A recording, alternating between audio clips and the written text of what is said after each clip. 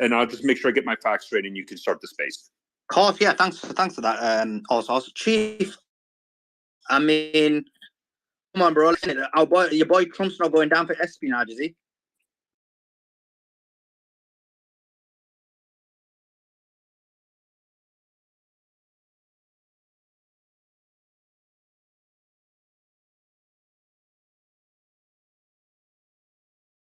For me, I mean, this is very preliminary, so I want to hear exactly that we're hearing from the prosecution. So I'm not going to jump to any conclusions on anything.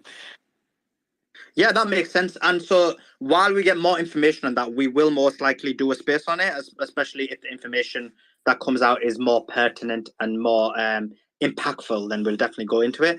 But in the meantime, what a huge move yesterday. Tucker Carlson came on Twitter, did his first episode. It was 10 minutes long. So many topics were covered.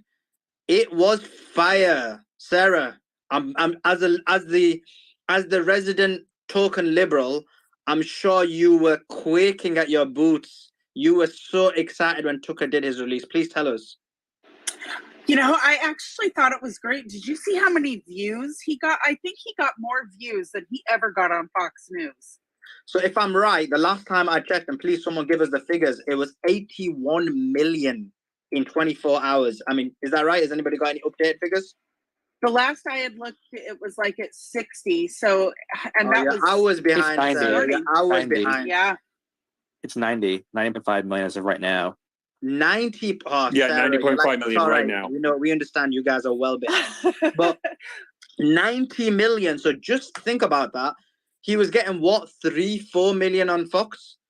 So I just think that's what the 90.5 is impressions. In other words, where the tweet has been, the impressions of the tweet, not necessarily viewership. And I don't know if this is just me, but I have not been able to see actual views of a video. It goes straight to but at the same time, also, I saw Elon's tweet as a reply, and he said that actually those figures don't include when you watch it on Google, when you watch it through other platforms, it doesn't include those figures. So essentially, you're right. Some will be taken off, but then some figures will be added back on in those other avenues. Chief, you got a hand up?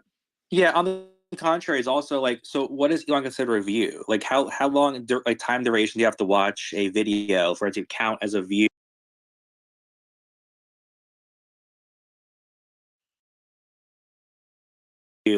On the metric, do you have to watch? I believe it's as long as you click on it. I did test this out. So as long as you click on it, it counts as a view.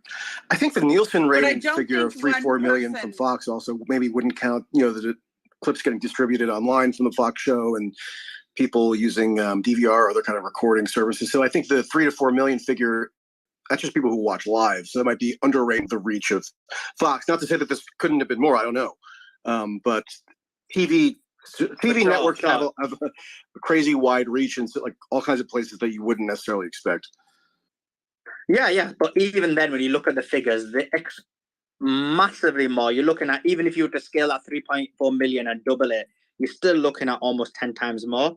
It just shows the impact of Twitter. And remember, even that figure of 90 million, you know, when people retweet it, it doesn't count, does it? It's if they click on the video and press tweet, then I believe it counts as the figure. Actually, I'm not sure. My understanding of impression is like if you scroll through it, like if you stop for a second and you see that tweet, that counts as an impression. What mattered, to your point, Samant, was the views, which generally used to be in the bottom left of a video. You would have views, and then all the way on the right is the impressions. The views is what you're referencing, which no.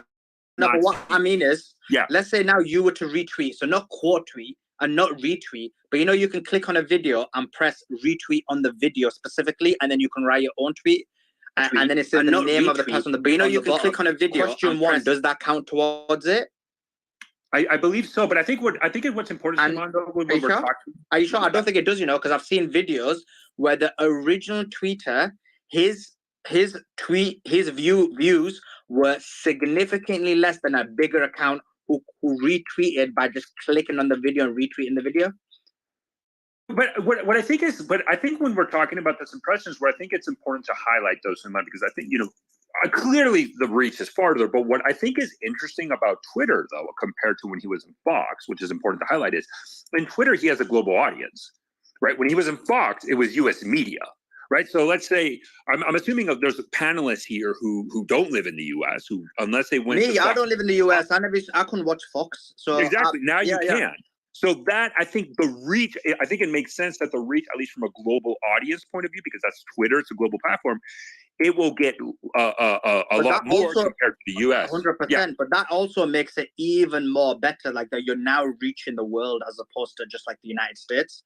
It shows even more, from my perspective, a bigger reach that he's getting on this Twitter platform. That makes it the reach huger. It's also a much different audience in that whatever concessions or whatever accommodations Tucker might have had to make when he was on the 8 p.m. slot on Fox News primetime are going to have to be toward kind of more just standard fare, conservative leaning voters, quite older, people who just kind of default had been Fox watchers. Maybe they came to like Tucker in particular, but they're not like ideologically driven to seek Tucker out personally.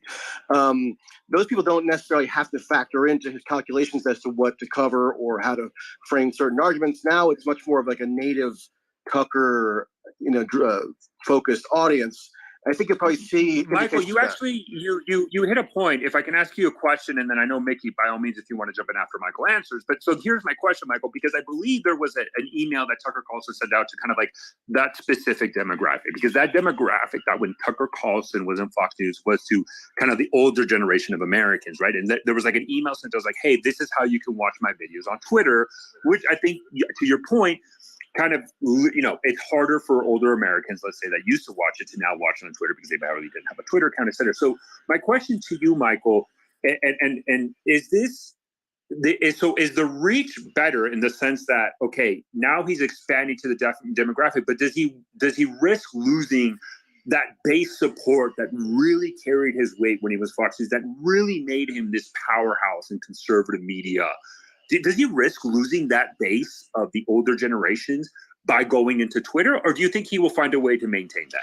Well, I don't think it's plausible that the same sort of person who was just a nightly Fox News viewer and just that had been their habitual activity by default is going to make the transition to Twitter, just not how they consume media. So it's funny, last weekend I happened to run into a friend from high school's mom who I hadn't seen in a while, but she was extremely excited when she saw me because she happens to be a conservative Republican who watches Fox News all the time, and she had seen me a couple times when I had been on Tucker's show. And she was asking me about Tucker leaving Fox and everything, and I said, I think you might be doing something on Twitter. I'm not exactly sure what it's going to look like. And she said, well, I guess I'm not going to see that. Like, so she had no notion that her sort of routine is going to include proactively seeking out some video on Twitter, which he's probably never even used. So, the beauty of Fox is that you have this sort of baked in audience that knows Fox is really their only outlet for something like a right-leaning TV product. Although I know there are some competitors with Newsmax and whatever, but this has been the one that's around for years. And no, they're not going to make the shift, although there are plenty of people who I think would like to watch Tucker regularly, who maybe don't even have cable or don't care to seek out how they can find some sort of cordless option to watch cable, who are now going to maybe take over for who he's lost. And I think if you had to pick, you probably want the younger, more kind of internet native audience than the older, aging audience that's not really going to be active in the ideological side. Yeah, I agree. And just before we start, we're gonna play some of the clips and we're gonna analyze them. We're gonna look at what he's saying. For the first clip is about Ukraine and Russia. But before we do that, let me bring in Doc. Doc,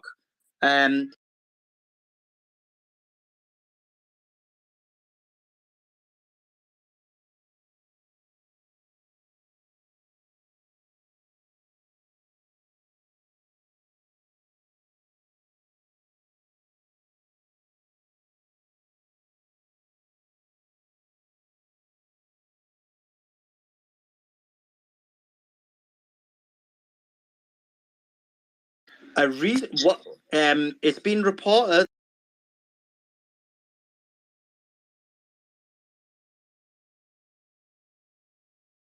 might be in the contract I had a couple thoughts. I posted those thoughts in a tweet down in the bubble. So Tucker will probably argue that Twitter Spaces was not contemplated as a competitor to Fox News and cable or any show that Tucker might have had gone to at CNN or ABC or what have you, because Twitter Spaces didn't exist back then. There's an argument to be made that Twitter Spaces is made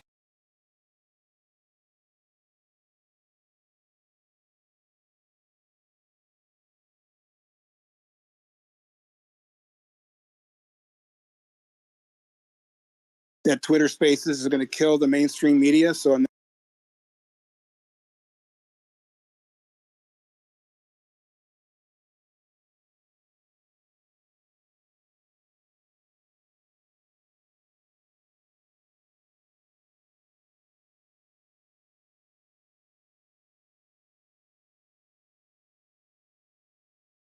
for employees, his salary to date, they're continuing to pay him. Otherwise, they wouldn't have a cause of action, really, if they weren't continuing to pay him under his contract. And I think that's been assumed and hasn't been clarified by Tucker one way or the other. So they're still paying him, and they're saying his going on Twitter is in violation of the contract. Well, I don't think Twitter Spaces are the same as cable news. It depends exactly what the language is in that non-compete. The other part here is, there is a free speech element to this, because if it doesn't allow him to speak his opinion, his personal opinion about matters of the day, particularly about politics, that's a large restraint on his not only his free speech, but his political free speech, which is usually protected to a greater degree than just free speech normally, because politics goes to the very nature and essence of our basic freedoms and rights. So I think Fox has real trouble in winning the case, but of course, winning the case isn't always the goal here. Trying to slime Tucker is certainly part of the goal. Trying to intimidate him is certainly part of the goal. My guess is that Tucker, if he was willing to, could have told Fox to shove their contract, shove their money, stop accepting payments, and sue them for breach. I think he would win if he sued them for breach. Doc, if I may, he did that, didn't he? No, I don't think he did. Let me just finish also. Yeah. So I'm almost done, right? So the breach here was first committed, right, by Fox. Two major breaches, and whether a breach is major or minor is really important in considering how these cases wind up. What were the two major breaches? One, that Monday show, they tried to constrain his content. And from what I understand about Tucker's contract with Roger Ailes and Fox is that he had discretion as to the content.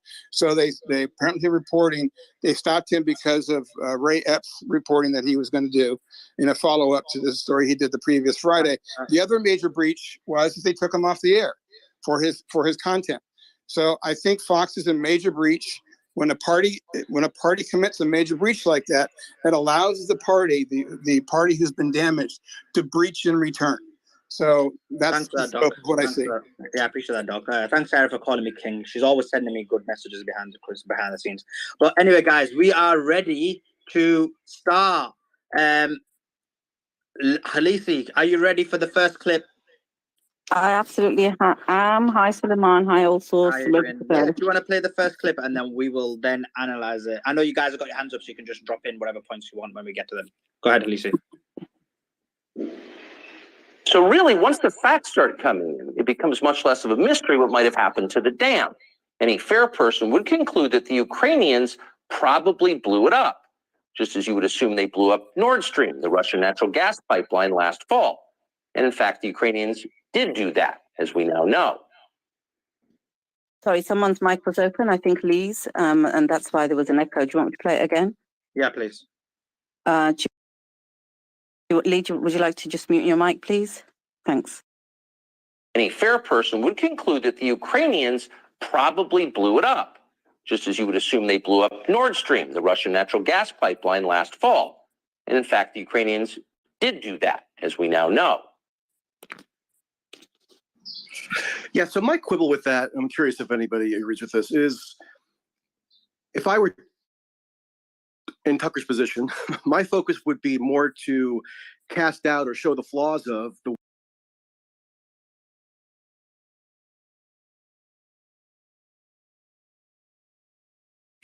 as if there's sufficient evidentiary basis yet that Ukraine probably or likely did it. Now, maybe Ukraine did do it, I don't know, or maybe even Russia did it. The point is, the dominant theme in the media, in the political class, in the think tank world and so forth, is this misplaced kind of baseless certainty that Russia must have done it. So I think maybe you'd be better off just rebutting that rather than trying to make your own assertion for which there also isn't conclusive evidence. Mickey, let me go to you. I mean, he's basically saying, and I know you're going to vehemently disagree with this. And Mickey, he is saying that we know now that Ukraine blew up, or the West blew up Nord Stream. Thoughts? Yeah, I think I did a detailed breakdown of this sort of line by line, and I put it in the Nest for people to check out. There's a number of misstatements there, or false statements. I will say at a very high level, what's really cool and way better than mainstream media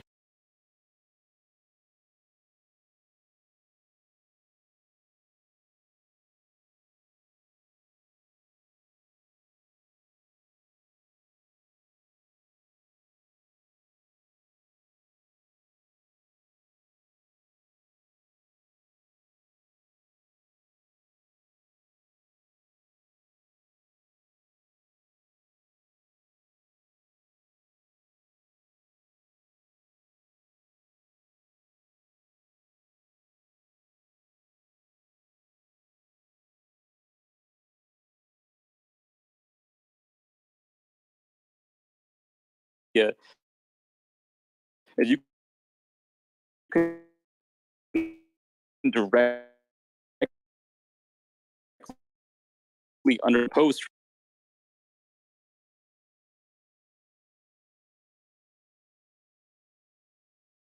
as you can directly underneath a post from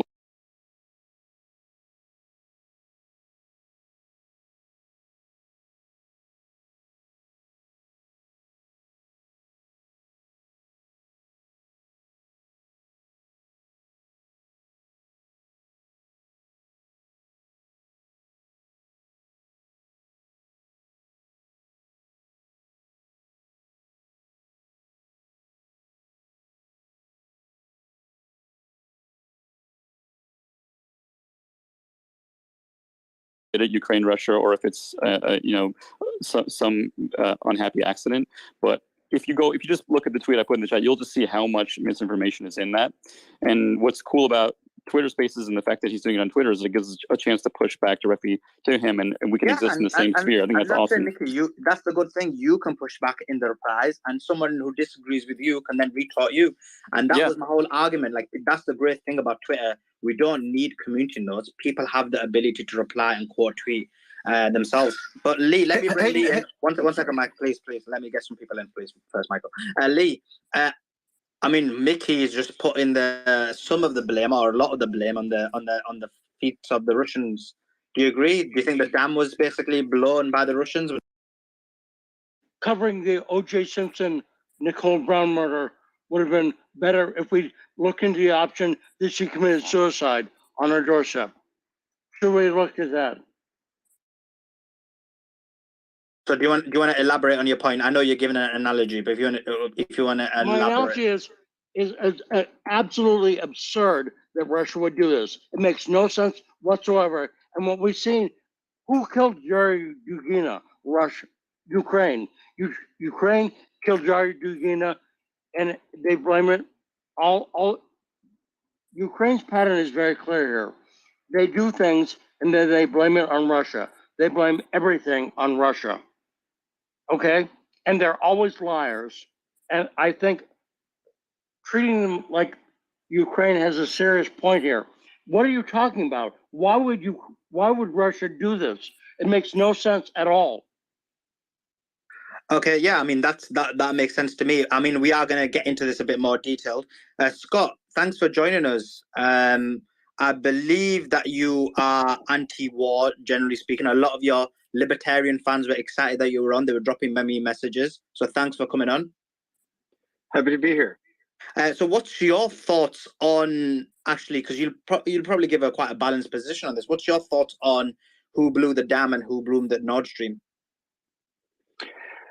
Well, I'm just an armchair analyst here. I have no specialized knowledge. I did read a BBC story that said that from their aerial pictures or satellite pictures, I'm not sure, I think airplane pictures, they said it looked like the dam had been deteriorating for quite a few days leading up to this failure.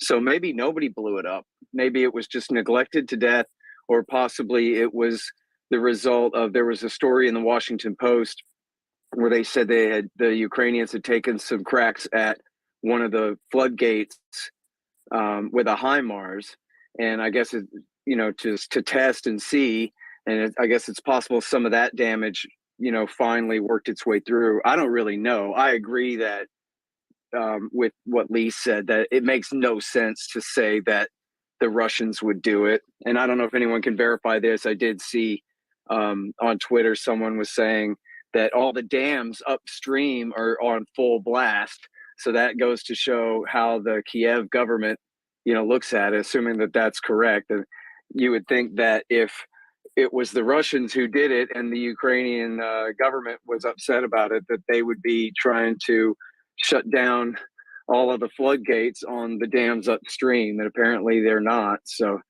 I don't know for sure about that, but I do think that people should always try to hold their horses when it comes to things like this. While we got here, Scott, you hold an anti-war position. So, in your mind, how would we get? I believe you hold it. So please correct me if I'm wrong.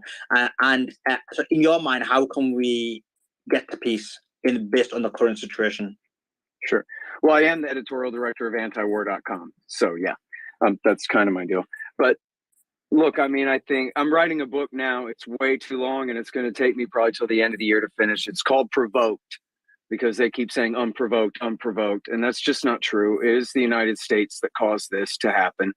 And, the Donbass region has always been a very special case.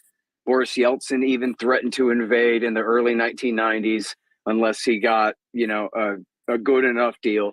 I think for a long time, the Russians calculated that it was better to leave the Donbass inside Ukraine, because then that's a larger pro-Russian population inside Ukraine to help protect their interests a bit. And so now they're taking, assuming they take the Donbass, they're taking a pretty big percent of the Ukrainians who supported them. So they'll never win another election again. Now, no more color-coded revolutions necessary. But I guess Putin decided that enough was enough, and he was going to go that far. I think now, I honestly am not military expert enough to tell you that, I think, this army is this much stronger than that one, or how long they'll last in certain regions, or this or that. A lot of people like to prognosticate about all of that. But I think just on the basic level, it looks like the Russians have the wherewithal. In fact, you guys probably saw the story that they've spent less than $70 billion so far. So there's the question of who's giving who another Afghanistan and Ukraine there. The Americans thought they were strategically weakening Russia. It looks like they're strategically weakening themselves quite a bit.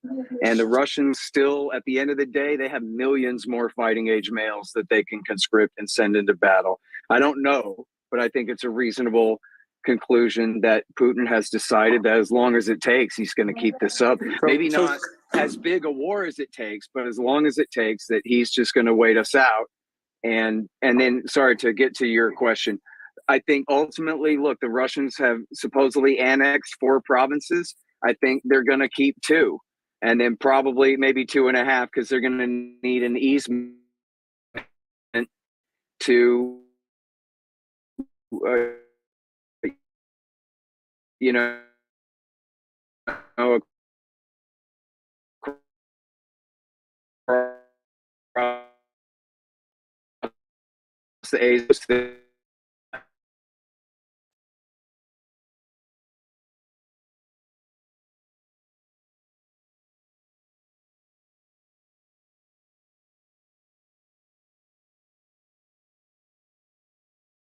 Mariupol and the rest of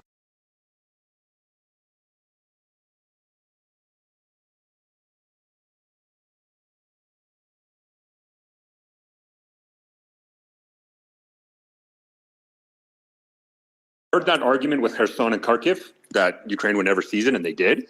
This is a recurring theme that we consider they never, until they do. But to that point, I would like to get, Vladimir, your point. I know from the Ukrainian side of the house, I would love for you to respond to everything that Well, by the way, said. I never said that they could never take Kharkiv. So. But I'm not saying you specifically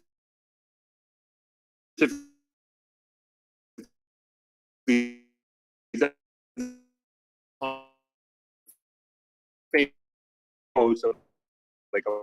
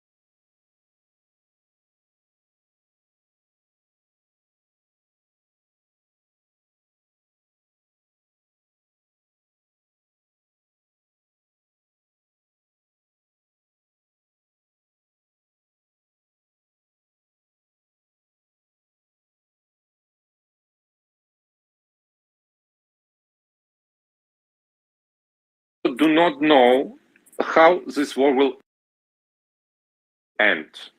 And Russian generals cannot rely fully on their troops. They understand if situation is bad for Russian Red Army, Russian soldiers could retreat to Crimea or even to Kuban. And they are very much afraid of this fact. And that's why they're trying to do anything possible to stop offensive operation of Ukraine.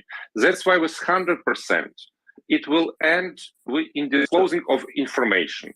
As it was the same with MH17, with shooting our prisoners of war in Olenivka last year, where there were a lot of disputes and debates, but it ended with Haag for Putin. Okay, thank you. Von, let me ask you now, because I was going to ask Volod. Von, let me ask Von instead. So Von, Kim.com posted, and what he said was, a satellite service in France measures the water levels of lakes and water reservoirs, like the Nova Kakhovka Dam. The data suggests that Ukraine artificially raised the water level in the reservoir to the highest level in 8 years, just before the dam was destroyed. Smoking gun? ? I mean, what do you think about the feasibility of that? Because he has been community noted, and it says the water levels in the reservoir were controlled by Russia through valves on the left side of the bank. The tweet is misleading. Anyway, so that's the back and forth in regards to that. So what's your thoughts on that? And then anything else you want to add about them? Okay, I want to start with stating that I mistrust anyone speaking on absolutes on this because we don't know. We don't know who did it. I personally align with what is most likely is that it's a structural failure. And I would urge people who aren't engineers to not speak on behalf of engineers. I'm not an engineer, so I'm not saying yes or no that any of them would agree or disagree with me. I'm just positing that. As for the water levels, yes, they were at, as I understand, they were at historically high levels, which, I mean, that doesn't help structural integrity if it's already compromised. While Russia does have valves on the dam that they control, there's also the upstream valves on upstream dams. The one on Dnipro hydro dam, if I'm not mistaken, had its valves fully open. So upstream could reduce the water flow downstream, but hasn't. I think this is most likely negligence on all parties. Russia could have repaired it, but it's could have repaired the dam that blew, but it's risky because it's not only a war zone, it's the front line of a war zone. In terms of adding stuff, I actually had a lengthy discussion with Patrick Fox about this before joining. We're mostly on the same page of this. Both sides benefit in small ways, but it hurts everyone. Like it hurts everyone badly. Russia's positions in the area are washed away. Their fortifications are washed away. That was Crimea's water source. That's now gone. Ukraine, obviously, they're dependent on their agriculture. This hurts them. Any crops in the region are washed away and now in the Black Sea. Displacing all those people it benefits neither. What else? In terms of to your point, I think you're right. Also, can I give a quick point of information? One more sentence. So the New York Times has a report saying that because people seem to have glossed over this when they're giving their theory about some kind of structural failure or some sort of inadvertent cause of this. The New York Times, anyway, has an article saying that the blast most likely would have occurred in an enclosed space, meaning internally, and it would have required hundreds of pounds of explosives. So I don't know how that could be done inadvertently, right? And then also what Volodymyr said earlier, I think is worth noting. He started out his statement as to how it had to have been Russia by saying that Russia is already kind of collectively, ambiently responsible for anything that goes wrong in Ukraine because Russia started the war. That's true. Russia did invade Ukraine. But you know, they pivot to that to avoid addressing the specifics of this particular incident and the culpability thereof. That you see that happening often, and that's the basis on which a lot of people have been attributing responsibility to Russia. So that's worth bearing in mind. But hold on, Michael. I think Vaughn's point. If I may finish my point, please. Yeah. Go ahead, Vaughn. And Vladimir also said that Crimea, since Russia controls the dam, Michael, it would have to have been Russia. Well, Russia controls Crimea too. Russia controls Crimea too, and there have been a number of proven Ukrainian sabotage explosions in Crimea. So whether or not Russia controls the territory, I was getting to that. Go ahead, Vaughn. Everyone forgets about because defensive flooding is a thing. It's always been a thing. It happens in a lot of wars. The only Patrick actually pointed this out to me earlier. The Irpin dam burst was a earlier in the war was a defensive flooding carried out by Ukraine. So they've done this. I'm not saying that's a smoking gun because we don't know who did this. The other thing about delaying the offensive is it wouldn't make sense strategically to go straight into Kherson with the objective of then going to Crimea without going into Zaporizhia first, severing the rail link at Melitopol and cutting off Kherson and Crimea from the mainland. As a follow-up, you got to think strategically, not they're delaying an attack on a front that makes no strategic sense to hit first. Isn't much of a delay, although any offensive in that direction is basically nullified for the coming weeks because there's a flooding, the river's twice as long, twice as deep, and the ground is going to make Rasputista look like solid ground in comparison. But that's not a smoking gun either because it didn't make strategic sense to launch an offensive in that direction in the immediate time frame either. All I'm saying is there are minor ways in which either party benefits. It hurts both parties pretty badly, and I mean, I'm not saying that it just collapsed. I'm saying that it was shelled many months ago. That's got to compromise structural integrity to a certain extent.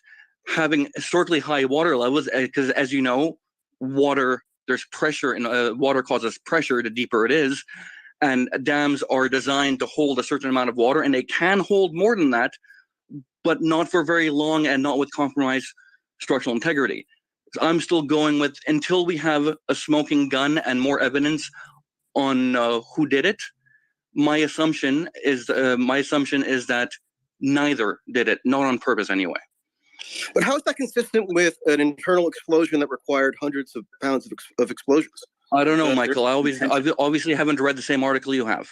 There's a contention about whether or not it's a explosion or if it's collapsed due to mismanagement of the dam. I mean, there's a Russian official, Vladimir Rogov, who is an official, was previously an official in Zaporizhzhia, who has made statements publicly saying that he believes the dam collapsed due to earlier damage. I linked in the nest his statements. So there are even Russian officials who believe that the dam collapsed not because it was infiltrated by Ukrainians who managed to somehow get in the dam, pack it full of explosives, blow it up, and escape like undetected. He himself, Mr. Rogov, a Russian official, is saying that most likely it's down to the water pressure and that the dam itself wasn't being managed properly by. You can imagine how well do Russian infantry officers, how well are they really going to, I think it's the 184th Rifles, how well are they going to be able to manage the dam, for 5-6 months? I have no idea how good, I'm sure there's a lot of military jokes, but I don't know how well infantry, Russian infantry are going to be at managing, a hydroelectric dam. And I can certainly imagine mismanagement there on their part. And Michael, just real quick, and I don't know if this is really valid, but just the BBC did say that they seem to observe the dam failing over a period of days before some kind of final break. And also the New York Times says lots of things. So, well, sure. I would also point out that the Stuxnet attack in 2012, when the U.S. remotely, through using cyber techniques, blew up a nuclear facility in Iran, that technology has matured a lot in the ensuing 11 years. So it's not as though there had to have been a physical infiltration to theoretically carry out some kind of attack. We don't know. But do you think, do you have any evidence that this dam built in 1951 could have been hacked by some hackers? Or is that just... Well, no, I don't... I'm just saying that there are... the Stuxnet attack is not out of my ass. That's no, I mean, we're not talking about Stuxnet. We're not talking about the Nord Stream pipeline. We're talking about a dam that's exploded, that's destroyed 10,000 hectares of farmland, misplaced thousands of people, flooded villages, and is a giant catastrophe for Ukraine. Yeah, I'm aware. So what does this have to do with Stuxnet or the Nord Stream? Why are we constantly changing the subject?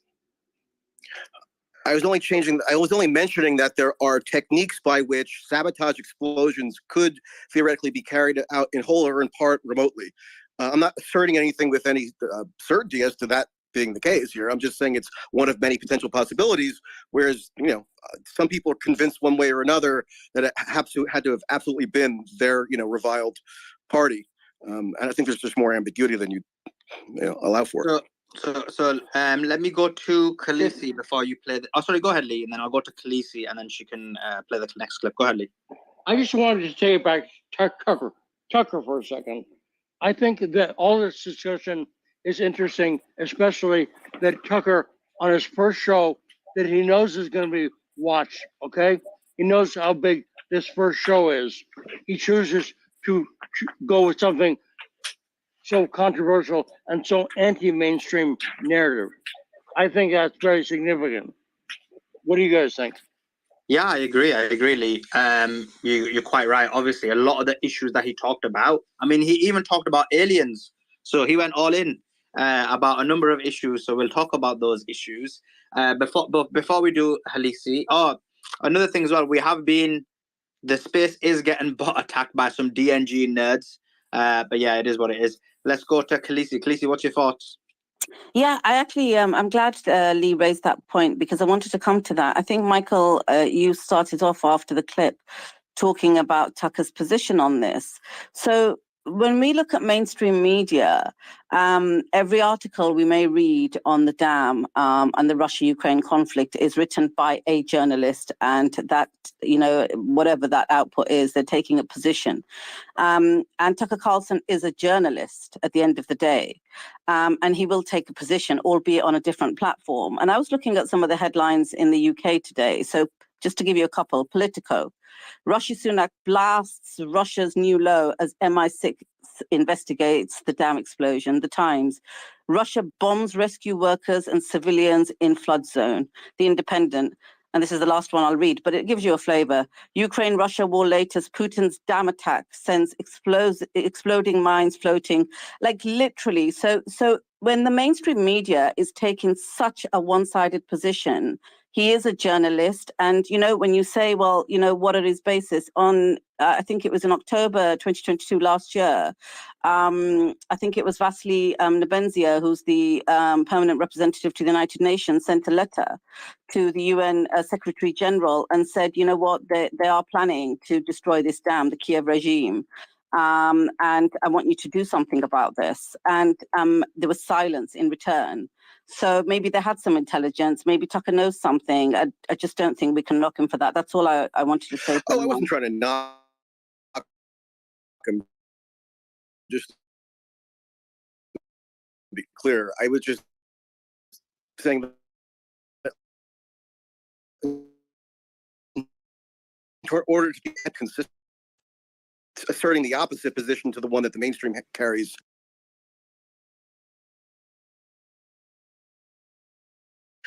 So uniformly, but he's had this position for a while. Like I was on DC with the Pentagon, and we kind of jointly reported that night that the Pentagon had imposed this gag order on all U.S. military personnel in Poland, so that there could be no communication at all with the media as to their operations or activities there vis-a-vis Ukraine. So he's actually gone against the grain on this issue a lot, almost from the very beginning, or actually from the very beginning. So I wasn't surprised to see what he said last night.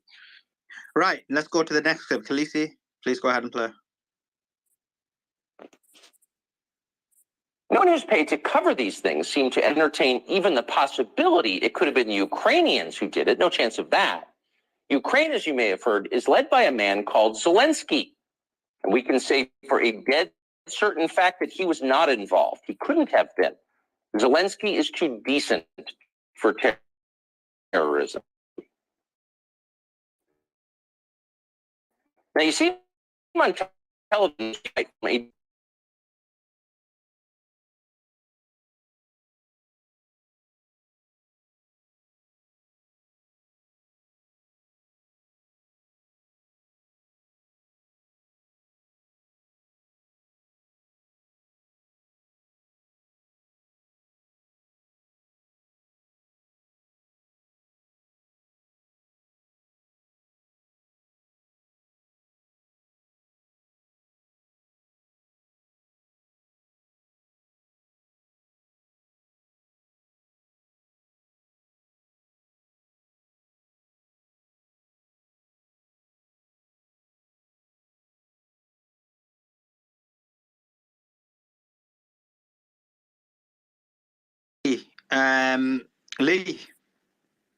Lee, what do you think? What do you think on your thoughts on Tucker? He's basically saying that the West has basically propagated Zelensky as a saint. He can do no wrong, but essentially he's quite far from that, and he's the opposite. Thoughts? One of my thoughts is that this is what Tucker's like without Fox. So in other words, what was Fox bringing to the show? I think Fox was taking largely.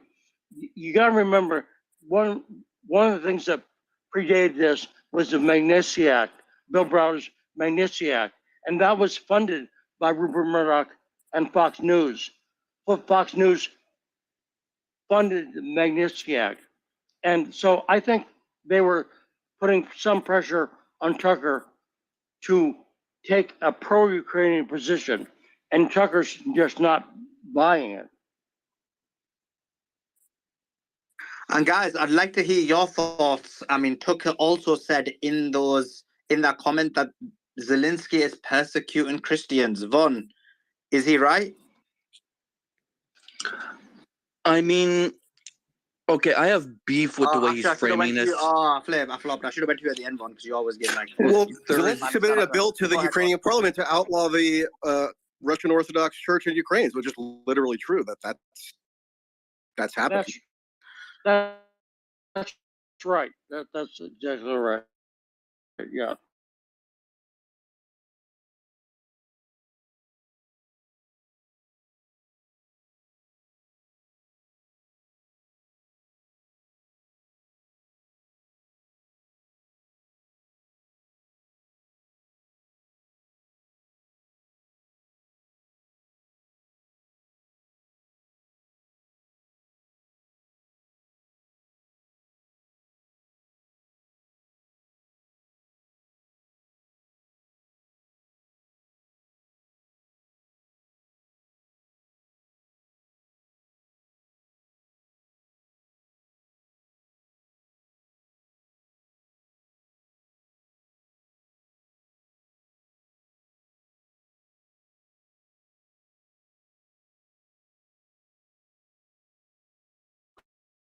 Um,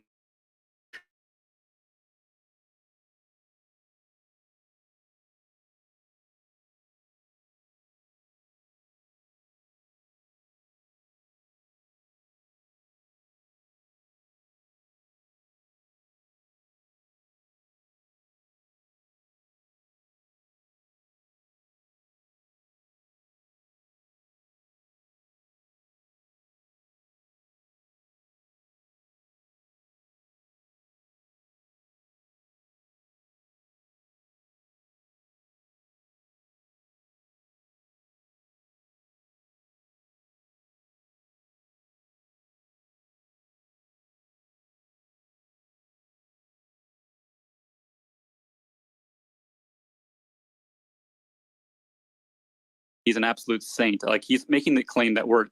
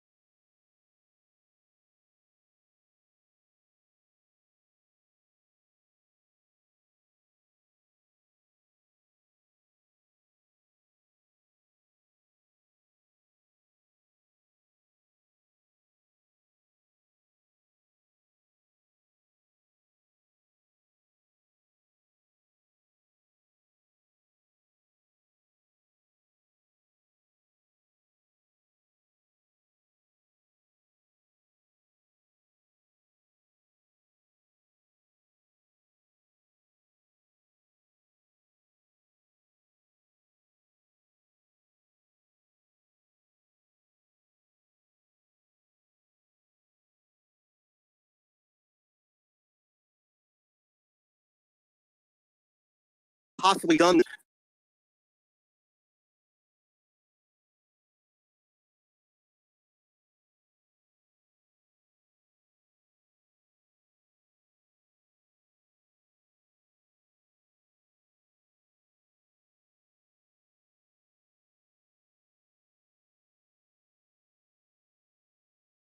Down of the kind of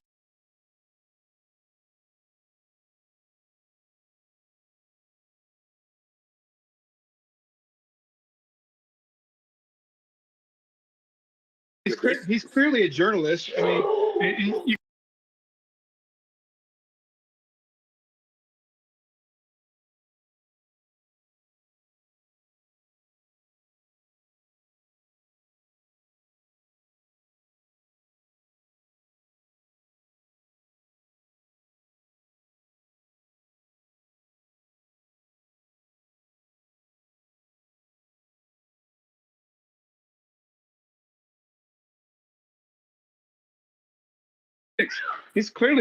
he's clearly more than joking. As a mega guy, there are some areas of obvious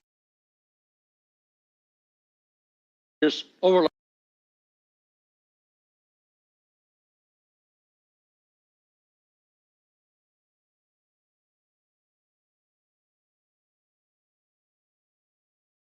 pure, like, Trump personality cult.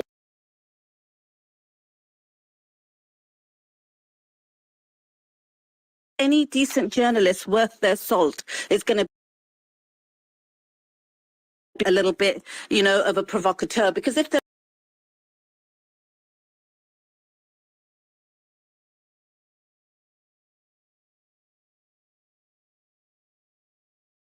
guilt by association, he's a journalist. He's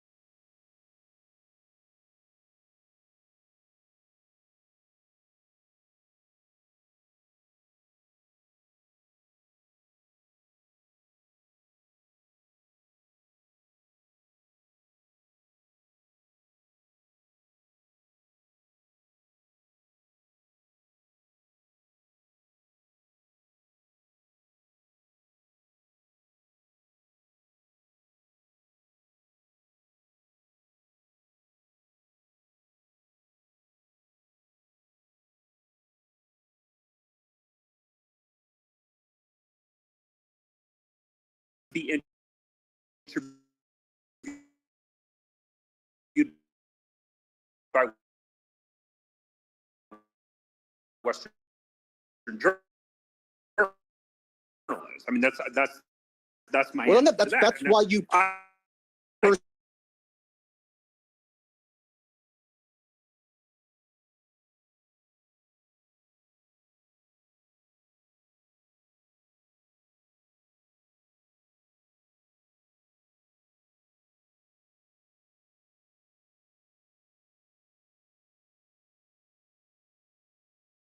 talk to Putin.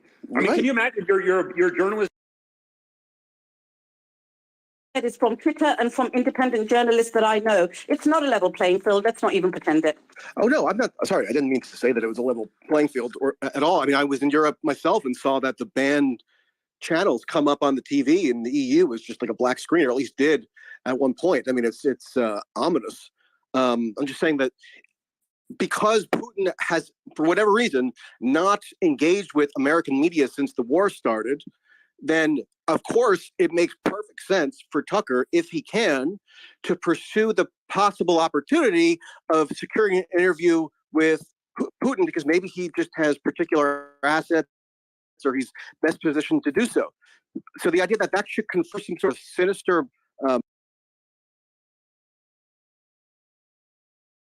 motive on his part is ridiculous. It's actually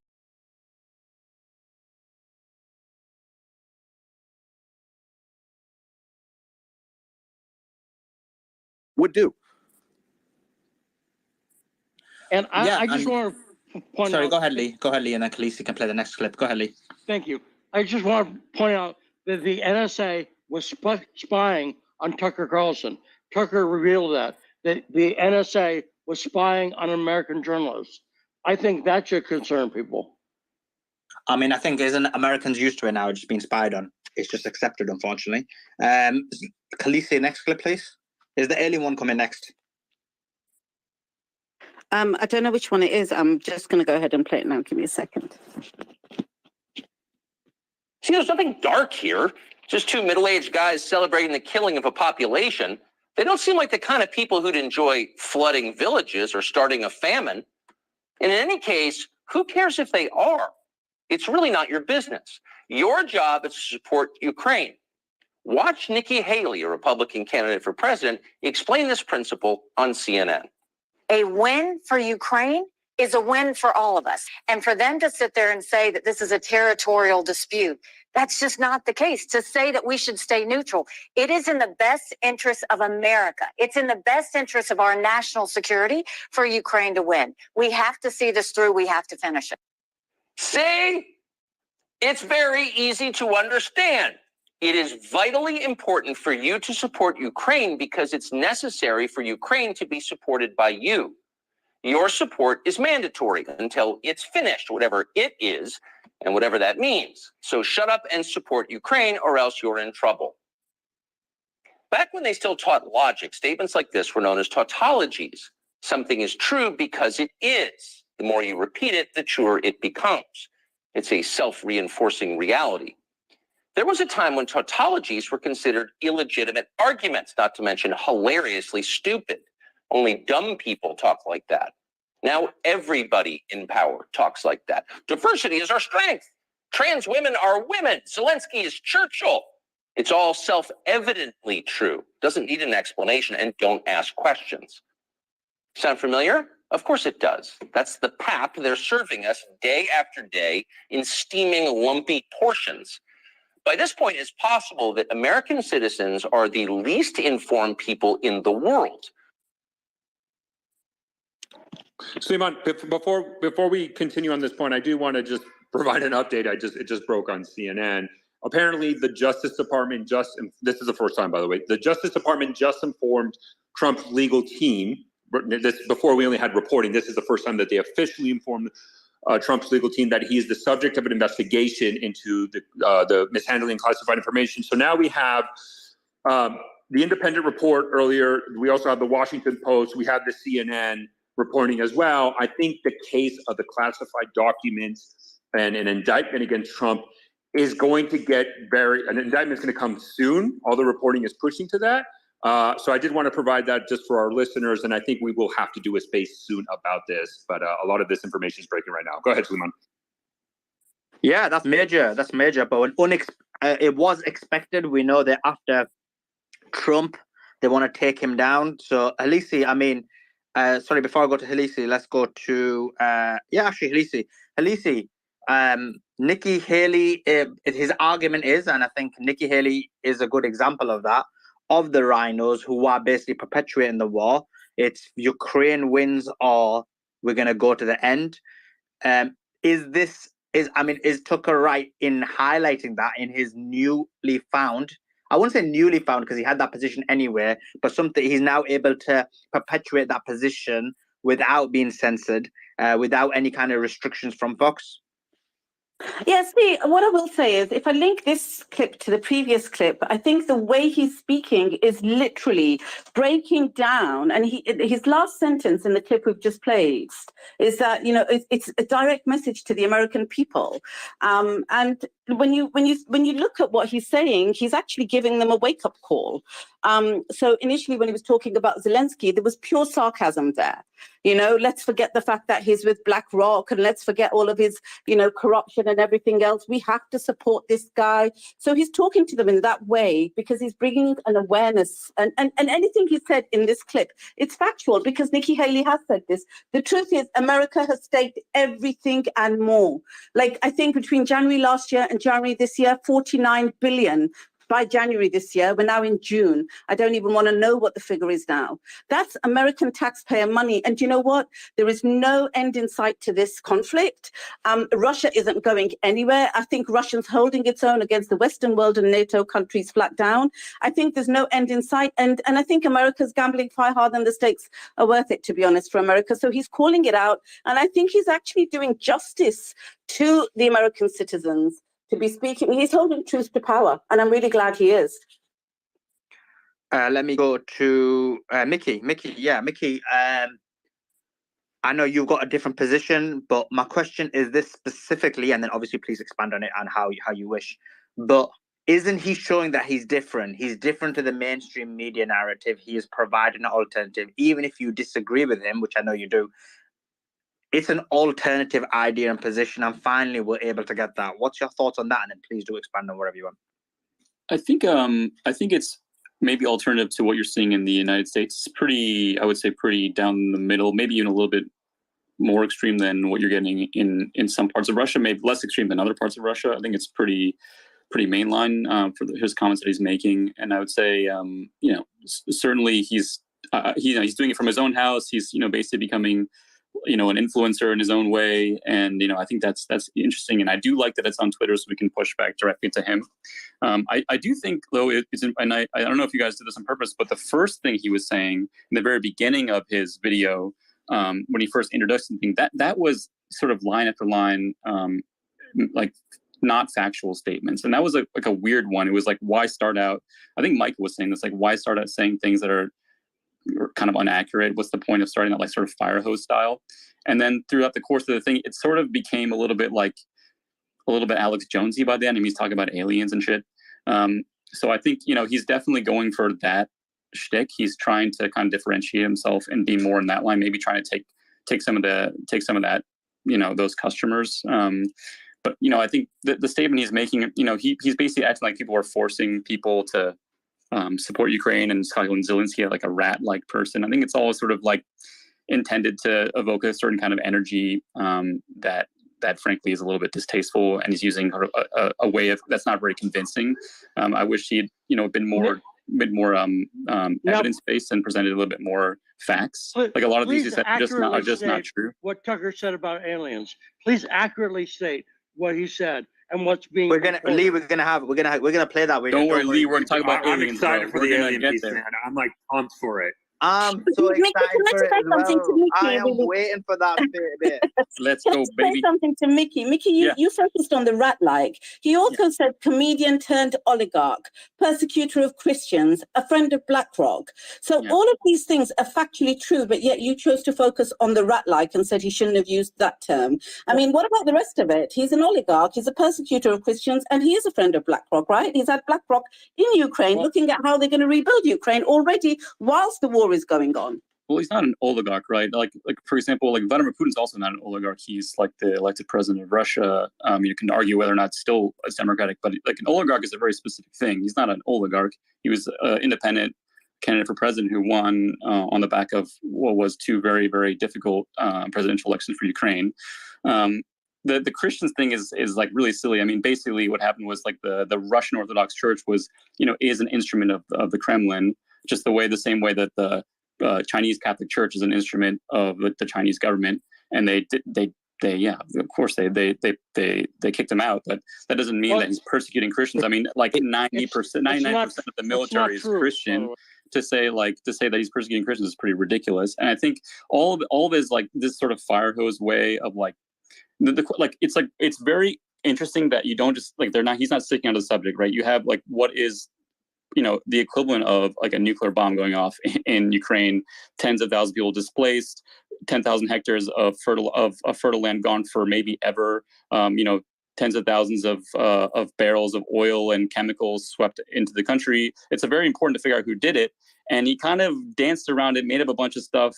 Then he called Zelensky a rat, and then he's talking about aliens. Like, it's a little bit weird. I think you missed the point of what he's saying then, basically, because what you're saying is you're right. Right? It's very important to figure out who's done it. Yet I read you some headlines from the Western media. Not 1 ounce of investigation has been done. Nothing forensic, nothing otherwise. Yet the entire media in the UK, certainly in Europe. That's not true. I'm sorry. There has been, and we've cited it. And Vaughn, please jump in on this. There has been satellite imagery and then reporting on this. But again, I mean, this is a war zone. They're not going to have journalists walking up to a dam that's literally. I'm not talking about journalists. I'm talking about governments. I'm saying that I read you a headline. No, sure, it's a war zone. But what I'm saying is, if you want to find out who's done it, I mean, come on, like, let's not kid ourselves about this. Nord Stream 2. I mean, immediately Russia bombed its own gas pipeline, and then all the investigation that was done, all the researchers that came out, all the journalists that actually came and said, yes, here's the evidence. Why was it all just swept under the blanket? It wasn't even addressed. But this literally happened like 2 days ago. But that's my point. You just made my point. Let me go to you. But let me just go to Vaughn for a second. So Vaughn, I think when you were talking about, I mean, there has been reporting, and I think and it's kind of ironic that I think, because I'm in the same circles as you talking about that, is that there's this kind of a lot of indications and proof based on what is available publicly that this kind of looks like a structural failure. But we're very limited on the information we have. So I just go back to you about the same point. I mean, do you think it's realistic and honest and expected that there's going to be an international investigative team to go there right now in the middle of a front line that's a war zone? No, I don't think that's realistic.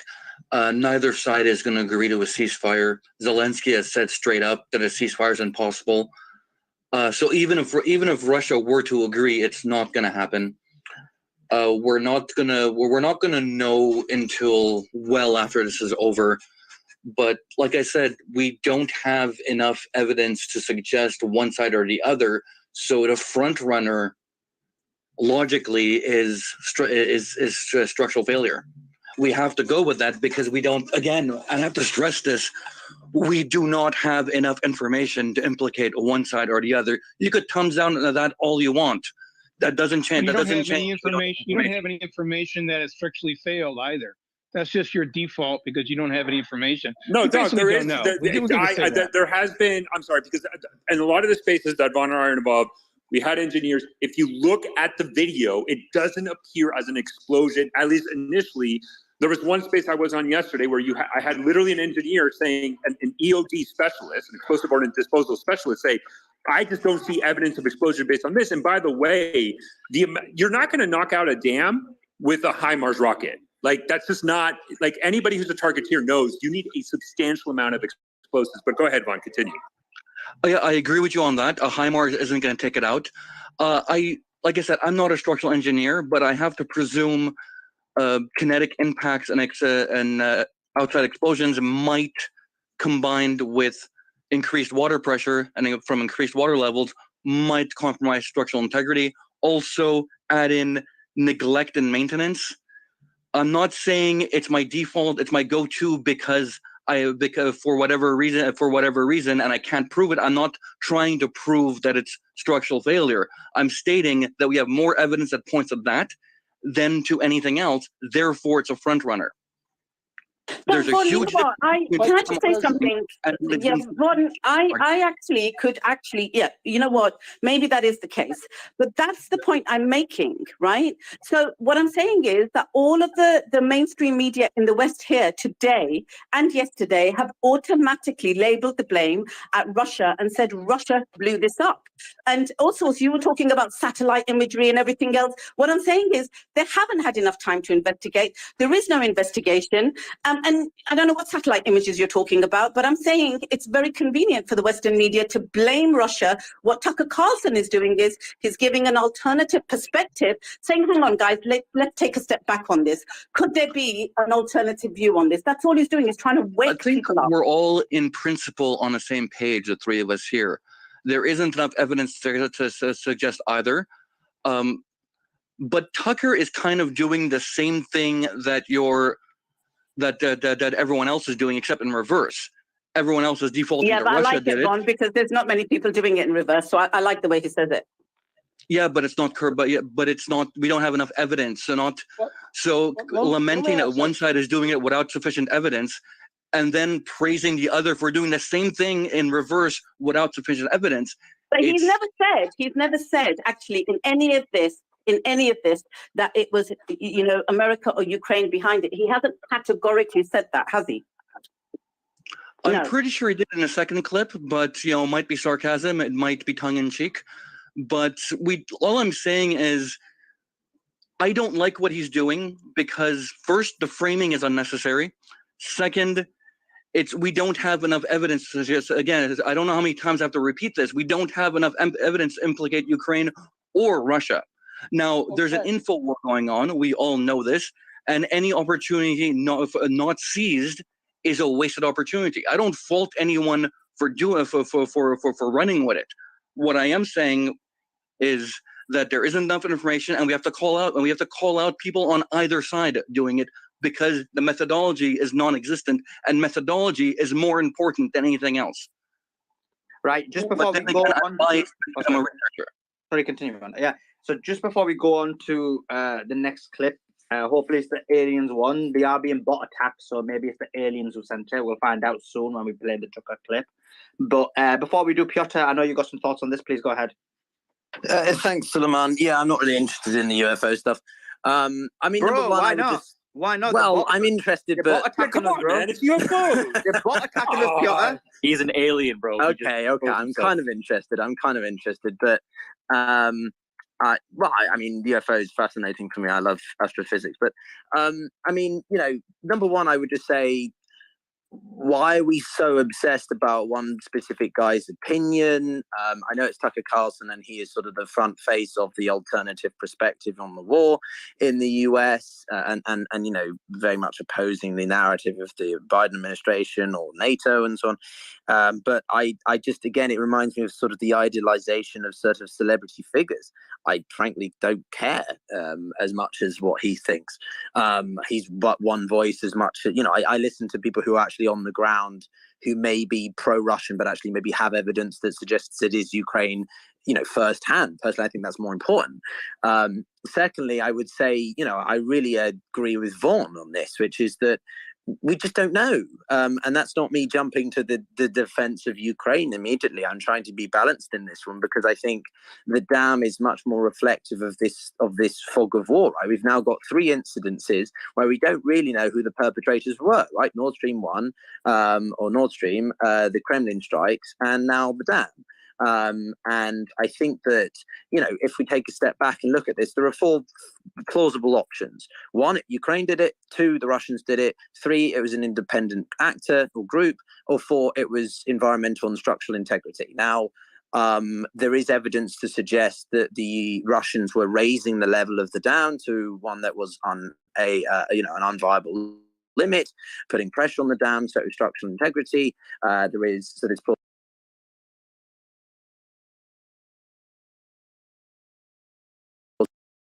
because it's firmly within Russian-controlled territory. There is one to suggest that the Ukrainians were planning this because it would make, pressure on Russian-controlled areas of the left side of the Dnipro River. And then there's the, we've seen independent actors, on the border with Russia and Ukraine acting in a way that makes it look pretty, is there an independent group of militia who are deciding, right, screw this, we're just going to do this? But either way, the ramifications from this are major, because both sides lose. The Russians have lost a hugely important tactical area. They've now also got a major impact on agricultural production in that part of the region. And then Ukraine, as if the Ukrainians don't have enough to think about in terms of counteroffensive, that they're going to self-sabotage and cause a humanitarian environmental disaster. I really don't know, to be honest with you. I appreciate Khaleesi's perspective that, there's a certain narrative that is driven in both sides. But like in this one, I really don't know. It's disconcerting that those what was it the Washington Post or the New York Times article that came out yesterday and said there was information to suggest that the US knew about Ukrainian plans for Nord Stream. So what does that mean for this dam? A lot of unknowns here, but like unknowns, so are UFOs. So I'll pivot back to that. I just want to add on to what Piotr just said. Having planned for things doesn't translate directly into having done it. The Warsaw Pact had plans to overrun Western Europe. It didn't do it. The UK and the US had Operation Unthinkable. They planned it. They didn't do it. Military and governments made plans for all kinds of scenarios on secondary, tertiary, quaternary contingencies. It's a thing that happened. It's not a smoking gun, and I want to make that clear. But do we not agree that in the Washington Post in December, they said that the U.S. had hit this plant with HIMARS? Did they say that in the Washington Post in December, factually?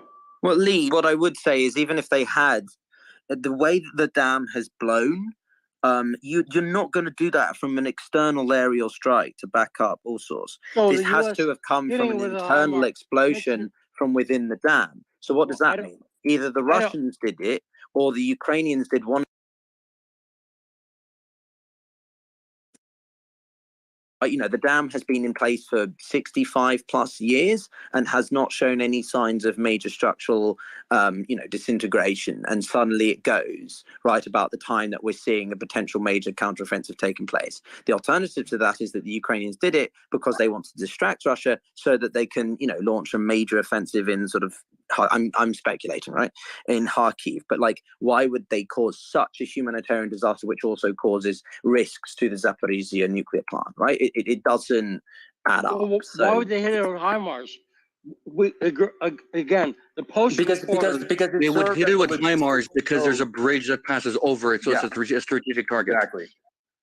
Okay. Yeah, I also want to take a second for a just because there are a lot of people pinging me in the replies. My account is locked until tomorrow. I can't answer any of you, but I will tomorrow when I'm back out of the gulag. Thank you.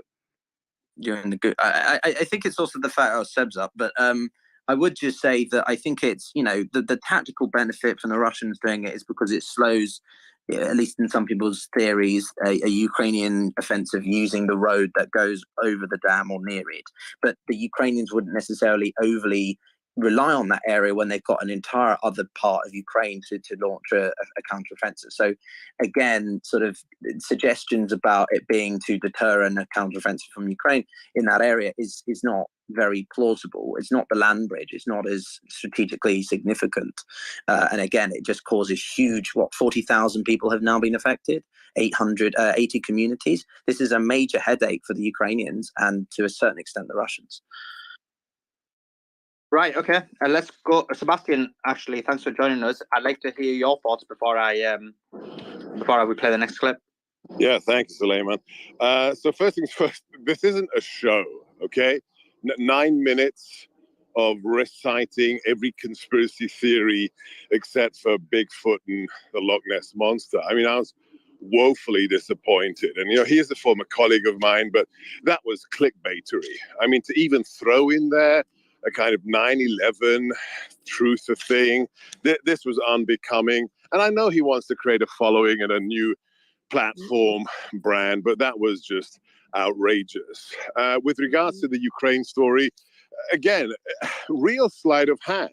Before he left Fox, what did he say?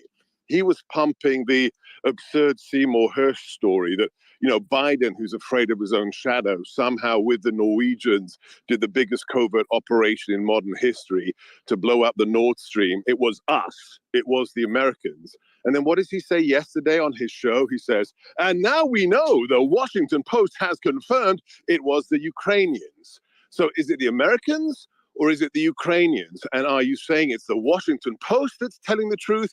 The same Washington Post that you have told us for the last 6 years has been lying about everything, including Russian collusion. So you can't have your cake and eat it, Tucker. That's my problem with it.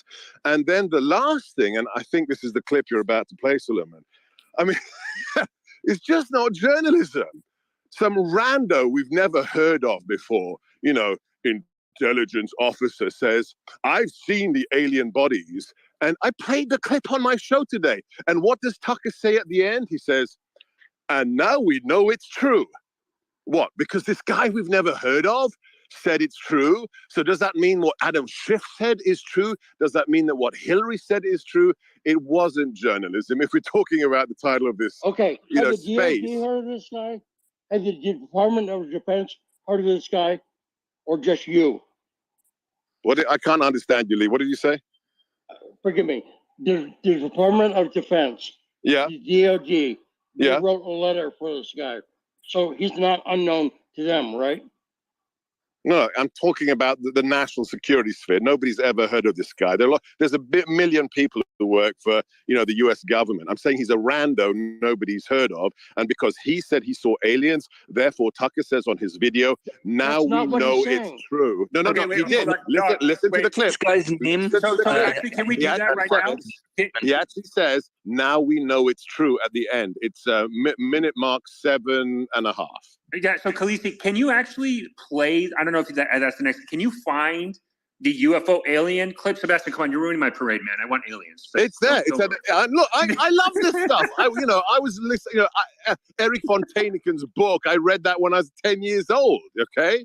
But you can't say, rando young intelligence officer says, I've seen the aliens, therefore it's true. Come on. Him, bro.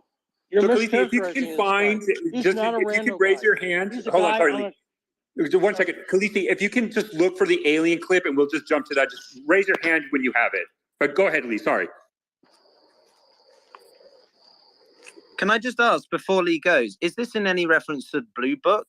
or is it just in regards to any UFOs that have ever been throughout recent US history? I'm a little bit confused. I didn't watch the Blue whole Book clip. was shut down before this guy was born. I mean, what is he, 32, 33? This guy they Well, Operation Blue Book was what, 1960s? No. Yeah. Okay.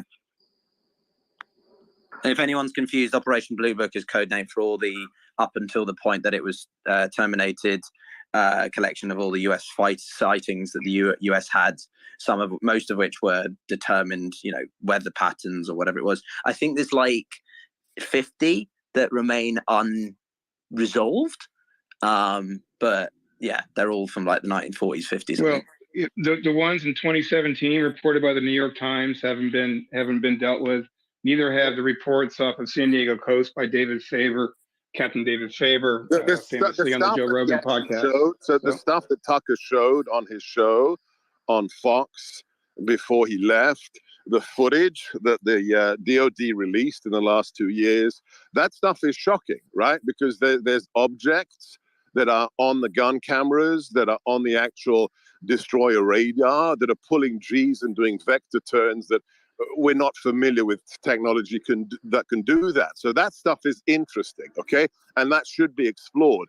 But to say, as he said, let's hear the UFO clip, to say, this guy said I saw the bodies, therefore we know it's to be true, that's just puerile. That's not journalism. Seb, I'm kind of curious to your take then. What do you think about the 2004 Nimitz case? I've written a whole TV show about this stuff.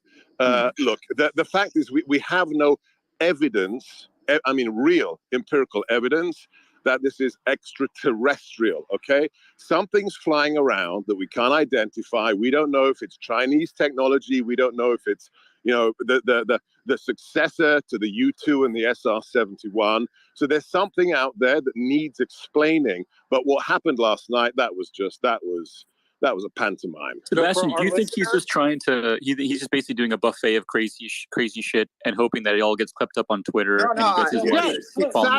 Sadly, I do. Look, let's be clear. People who tune into Fox.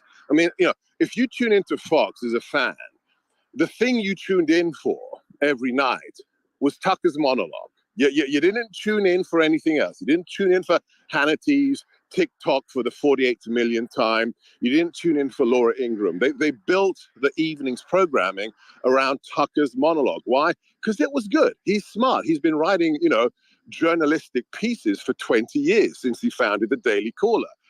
And he's done some great stuff. I don't agree with him on many things, including Ukraine. But last night was not journalism. It was Barnum and Bailey.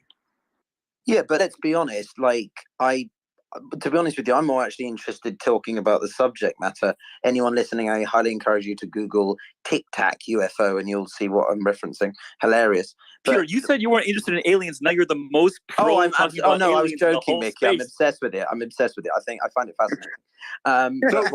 So if I think one of the things though, and Lee, I'll push it to you, but I think just for our listeners, Sebastian's it's great you said that.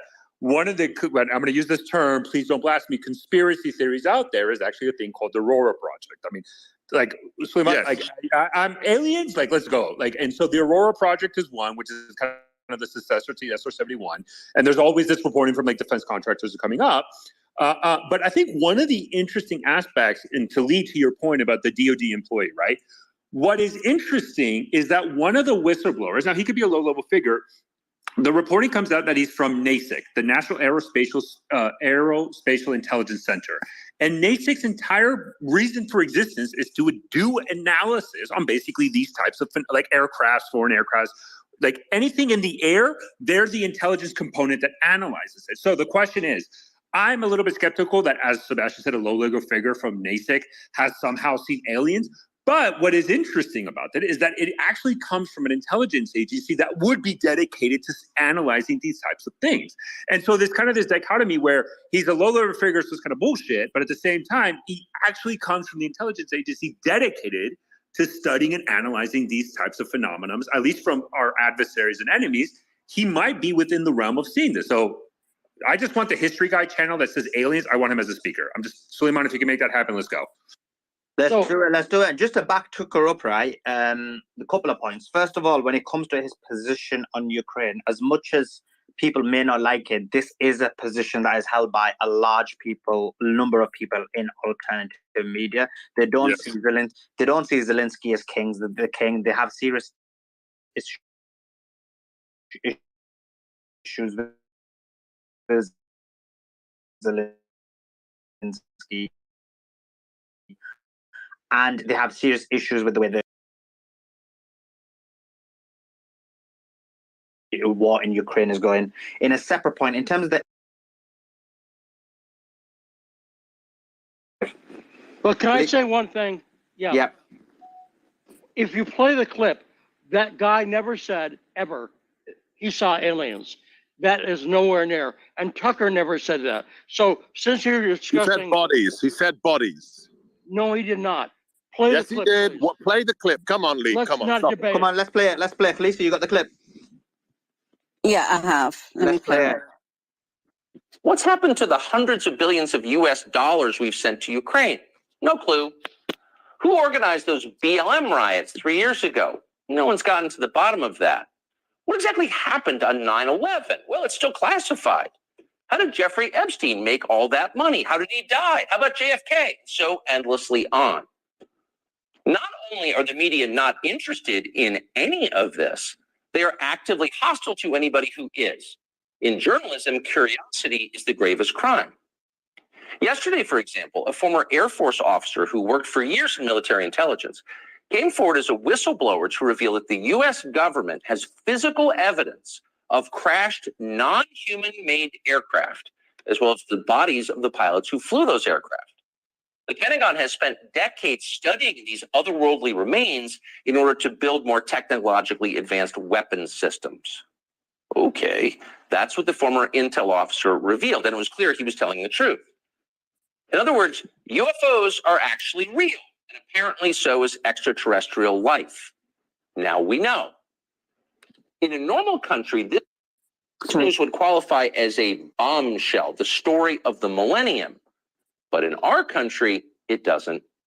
The whistleblower's account ran on a technology website called The Debrief, which you've probably never heard of. The Washington Post had that story, but decided not to run it. The New York Times, meanwhile, just pretended it never happened. On the front page of the New York Times website this morning, there were 5 stories about Ukraine, as well as 4 stories apiece about Donald Trump, trans people, and climate change, the usual lineup. There was nothing at all about how an alien species is flying hypersonic aircraft over our cities. Not one word. So if you're wondering why our country seems so dysfunctional, this is a big part of the reason. There you have it. Bodies, alien pilots, and now you know it's true. He used the word. He used the word bodies. Yes, but he did Well, not effectively, he did. He said aliens piloting aircraft and bodies. It's exactly what I said. He didn't. No. You said that the guy said he saw bodies. He did not say that. And Tucker didn't say I'm talking about the original interview on Australian television as well. The point is, it's hyperbole and it's clickbait, Lee. Stop it. Can I just point out that technically the official term in the US government is now unknown aerial phenomenon, or UAP, but I'm not. I hate that. UFOs are sexy. Did he specify extraterrestrials, or maybe he's talking about illegal immigrant bodies? Just have to throw it out there. Some lighthearted humor. So I think I do find it hilarious though. Like, I mean, for my personal opinion, right? We're doing exactly what Tucker wanted us to do. That's the point. Yeah, I know. I agree with you. But I think that's my argument. I think before you joined the space, that was my argument, that he's doing this for clickbait purposes, especially his first episode.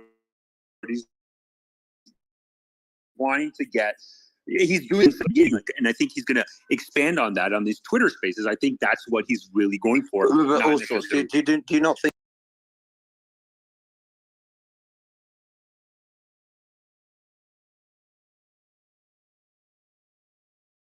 he'll fall into a bit more of a pattern? I have to be honest with you. He'll fall into a bit more of a pattern. I have to be honest with you. You asked my opinion now that I've had some time to think about it.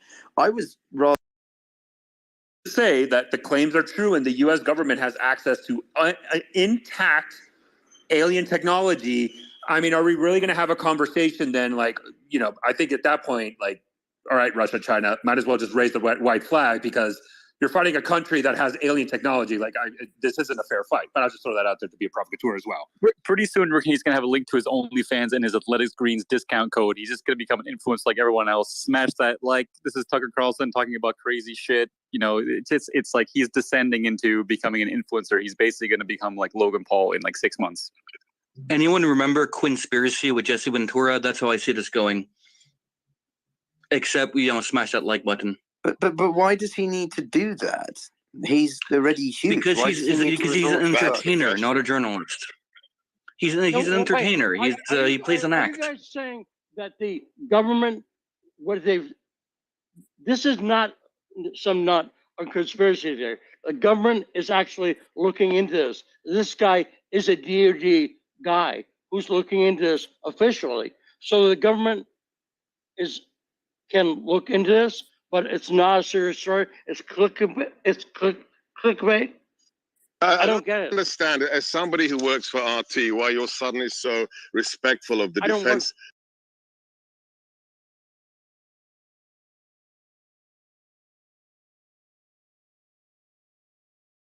Defense Department. I don't work for RT.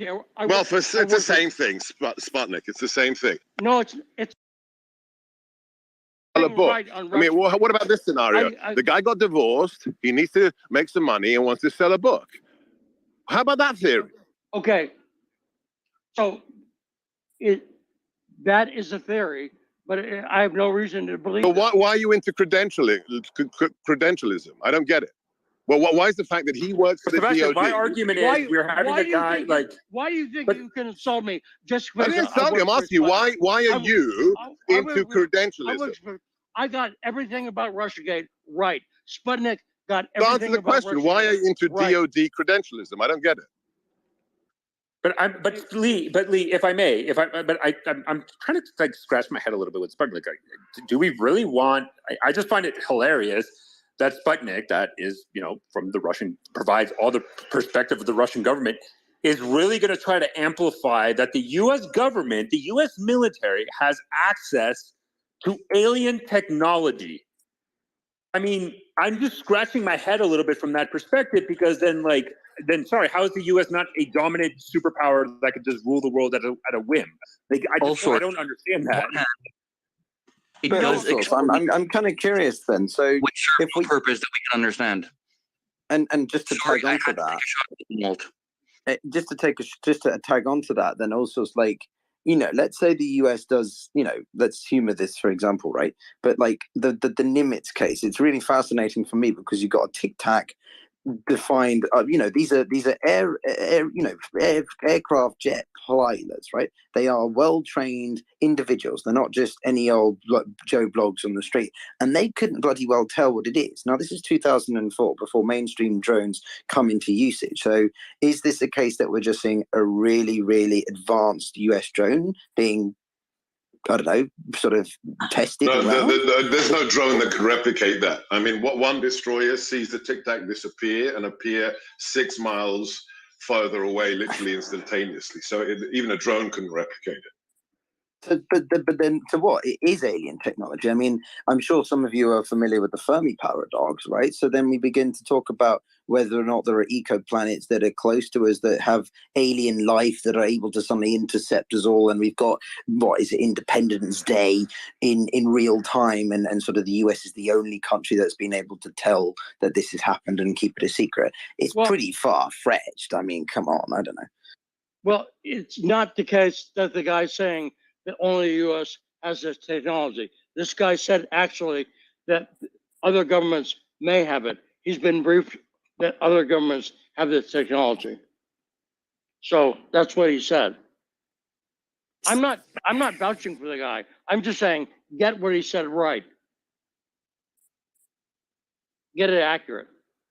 Let me go to Tira. Tira, what's your Okay, thought? so What's my your thought? thought is, look, I believe that we are not alone in the universe. I think it would be sort of silly to say that we are. However, the idea that hundreds of... Why is that silly, Tira? Why is that silly? Please explain. Because I just don't think, given the plethora of planets and what is out there, that it is likely that we are the only planet upon which life started. Okay, I just don't buy that. So that's my view. However, the idea that there are hundreds of alien aircraft somehow flying around and some of them crash and they're doing this, if they have this technology, we're screwed, okay?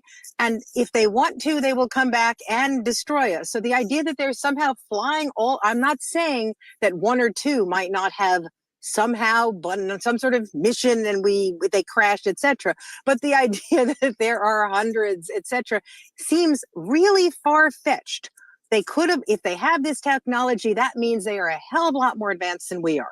If they are that much more advanced, they could take pictures and go back and do whatever the hell they want to in one fell swoop. They do not need to keep coming in, flying, abducting people, etc. This seems to me to be nonsensical. Thanks. Yeah, so just to tag on to that, in astrophysics, there's a theory called Fermi paradox is the paradox someone asked. It's basically the idea, if there are more than one civilization in the universe or galaxy, why haven't we been able to find any examples of not just life, but sentient life?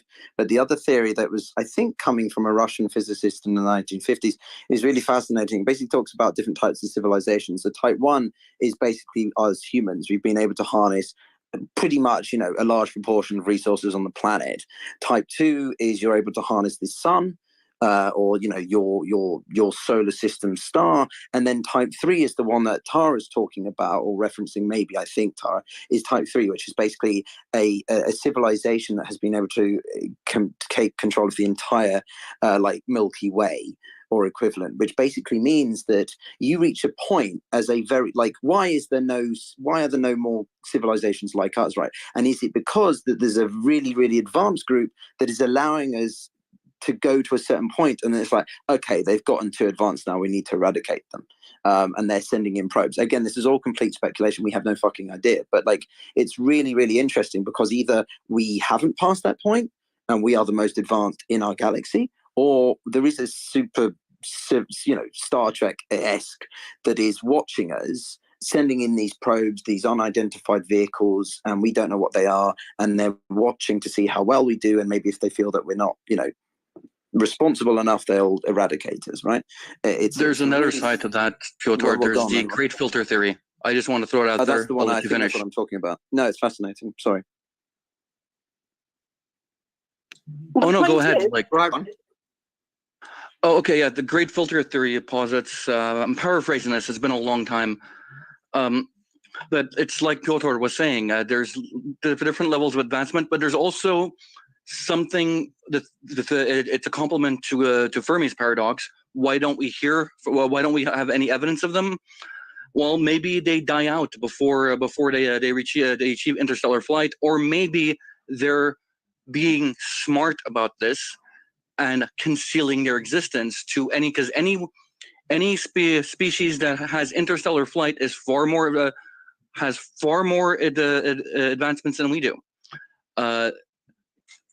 You don't broadcast your presence, because think of it, I hate to be the guy who does this, but think of it in the context of interstellar colonialism, where conquistadors from space land on your shores and they're centuries ahead of you.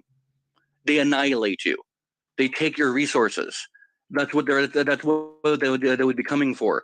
So any sufficiently advanced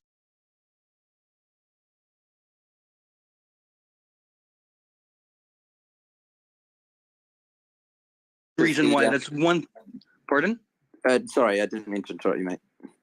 Yeah, that's one theory. That's one theory for why we haven't heard from anyone or seen any evidence of their existence.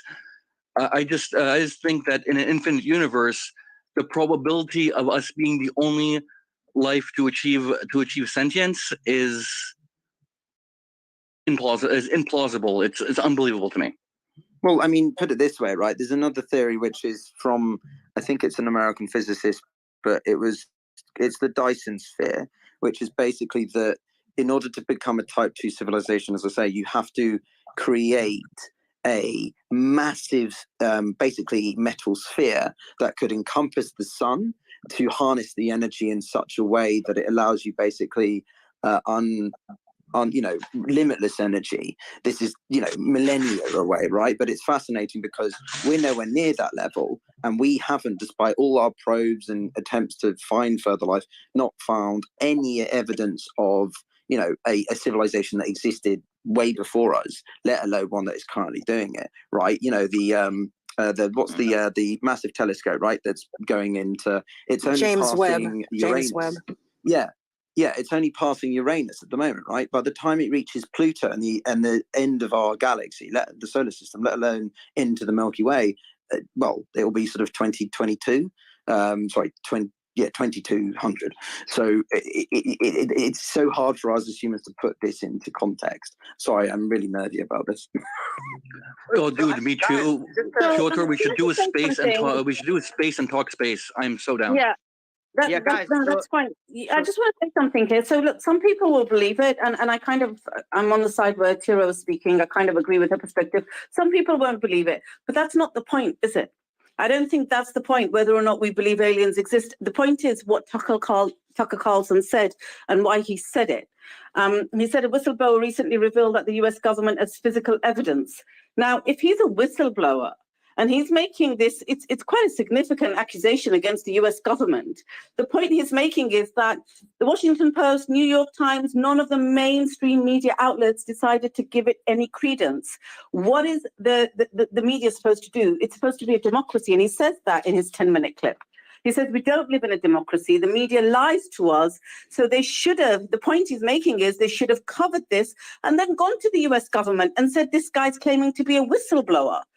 Is this true or not? And put the facts on the table and then let the public decide instead of censoring what this could have been. Whether we believe it or not, it doesn't matter. But it's I'm going to ask you this question because I'd like you to answer though. But like, I think one of the arguments, at least from the journalists, is like, hey, here's a claim. We have no way of verifying this. So do we want to start claiming? Because yeah, I got it. He's an intel official. But to Sebastian's point, like, he's a low-level intel official like that. There's thousands and thousands and thousands within the U.S. government. So does that mean every time an intelligence official comes to a news organization to claim something without any concrete evidence, like he doesn't have pictures, he has nothing, do we then take his story to print? Because then isn't that ripe for misinformation? No, also you missed my point. Wait. So these are journalists, they're not investigators. You missed my point. And what Tucker Carlson is saying is that as a journalist, if I was a journalist and somebody brought me a claim against my government in the UK, and it was a significant, and a whistleblower has a particular category. Not everyone can be categorized as a whistleblower, right?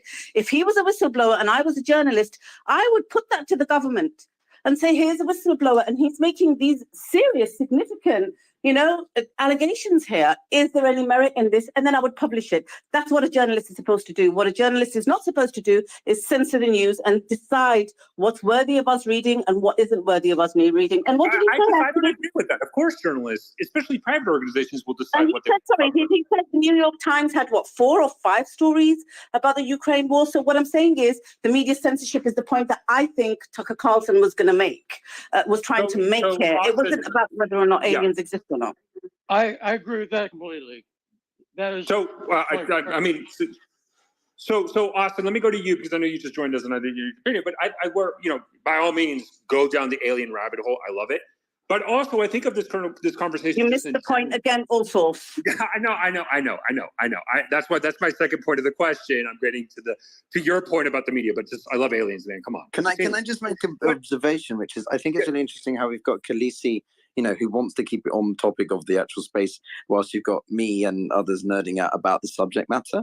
And come on, Khaleesi, I'm the conspiracy for today. And you're attacking I think it's more about, the more point I'm trying to make is that it's more about sort of how some of us are so intent about what Tucker represents as Tucker versus the topics that Tucker is talking about. And but that was that's the topic of the space. Well, yeah, but I'm a nerd and I like alien shit.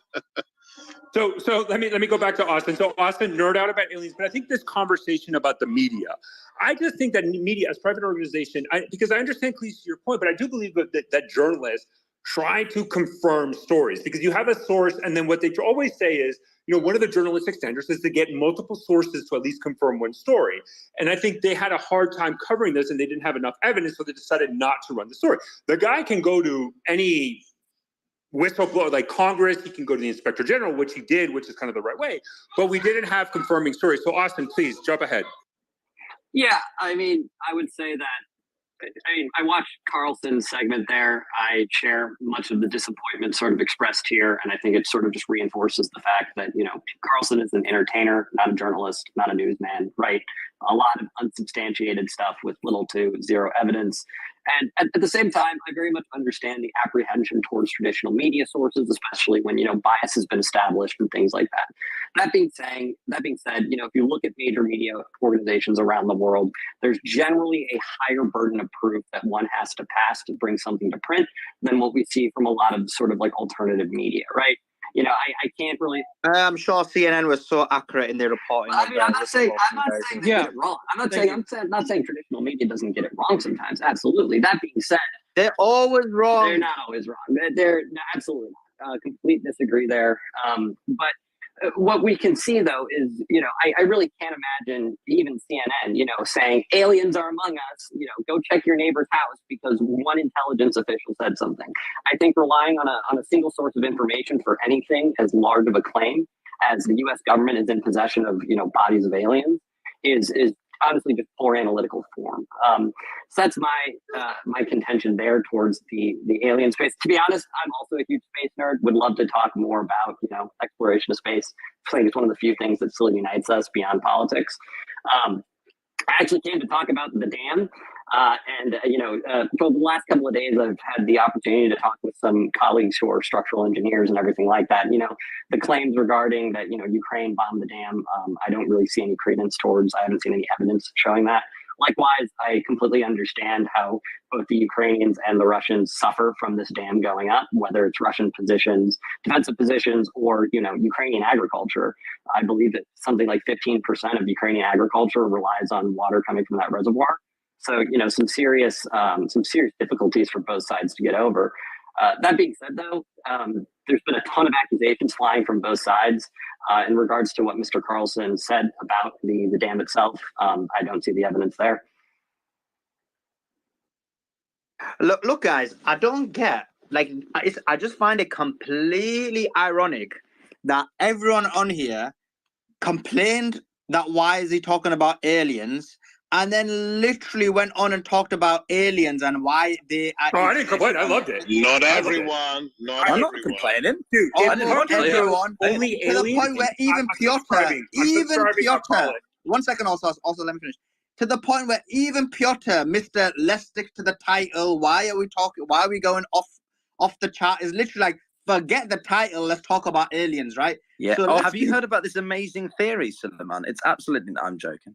Yeah. But my point is, so let's be clear. Like, we're all partaking in this, and actually everybody on stage, except maybe Sebastian, but basically nearly everybody on stage is literally like, yeah, aliens are real. We've not seen them, but trust me, bro, they're real, right? All right, I'll host the next Spaces on aliens. Okay, is that a deal, Sully? No, I'm not. I mean, I'll talk about the theory behind it, but I don't believe that there's aliens. I just don't think there's evidence or data to suggest there is. Wait, hold on a second. What? All the crazy shit you believe, you draw the line to aliens. Bro, stop being a conspiracy theorist, Mickey. I'm telling you, right? so my point is, right? Mickey, you're Mr. Rational. You're like, oh no, there's not enough evidence. Bro, too rational. You gotta be conservative. You gotta think it through. If there are no aliens, then why are so many people so hung up on border security? They're not real. No, mate, come on. You had to. Vaughn, that was bad, bro. Like, I didn't expect better. So wait, if I may say bad. But my point is, guys, so haven't you guys just demonstrated why him talking about it, even if you don't agree with it, there is some reasoning why it's worth talking about. It's going to engage in discussion. A lot of you guys believe that there's aliens without any... Sorry? But Suleiman, I don't put that down to Tucker. I put that down to the subject matter.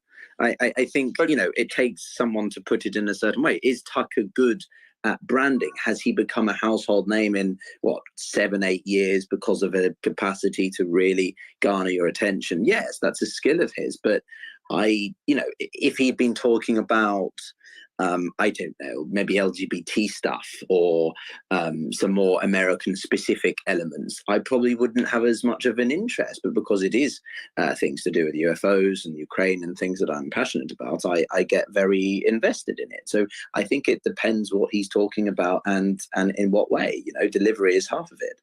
I don't know. But Pietro, what he was talking about was actually really valid, because whilst it wasn't covered in America, it was covered in the UK. The Guardian reported on it quite comprehensively. The guy ended a 14-year career. They were classified documents that he handed over. This is serious stuff. And the point Tucker's making is there's mass media censorship about this. Wait, hang on. But Pietro, if I may, I think there's Kalisha, I think there's a fundamental. The issue I have is the term censorship. Just because you're breaking up a all news sources, organization, aliens are attacking you. Dude, I'm up aliens. Let's go. But what I'm saying is that there's a difference between censorship and then an editorial decision on what you want to cover. That's like criticizing me, like, well, why aren't you covering about aliens when everything I do is cartel? Well, that's just because of my personal choice. It's the same for news organization. And I will just say, because Suleiman needs this, if you want the truth, only the truth and nothing about true news, subscribe to Suleiman, because if not, he's going to get upset that, you know, his ego's not getting stroked. And he'll tell you the truth. Truth is out there, and it's called Suleiman. Guys, you guys are talking so much sense right now as well. See what I mean? As soon as you start talking about alien talk and then I shut you guys down, you realize what is the most logical conclusion. Gabe, you are a logical guy. You make a lot of sometimes you make sense. Gabe, tell me you don't also believe in aliens, bruv. I mean, it's the argument that I can't prove they don't exist. So then, you know, people could come back and prove that they could exist. Like I don't have sufficient evidence to say that they don't exist. So in theory, they do, you don't right? Prove a negative, bro. You're meant to prove a positive. Where are you getting this from? But what I will say is, like, I'll assume that there is other forms of life that are out there, but their interest to come to. Okay, Tucker, show us the evidence. No. This is what I'll say. Is I doubt they have any interest for what we have going on here.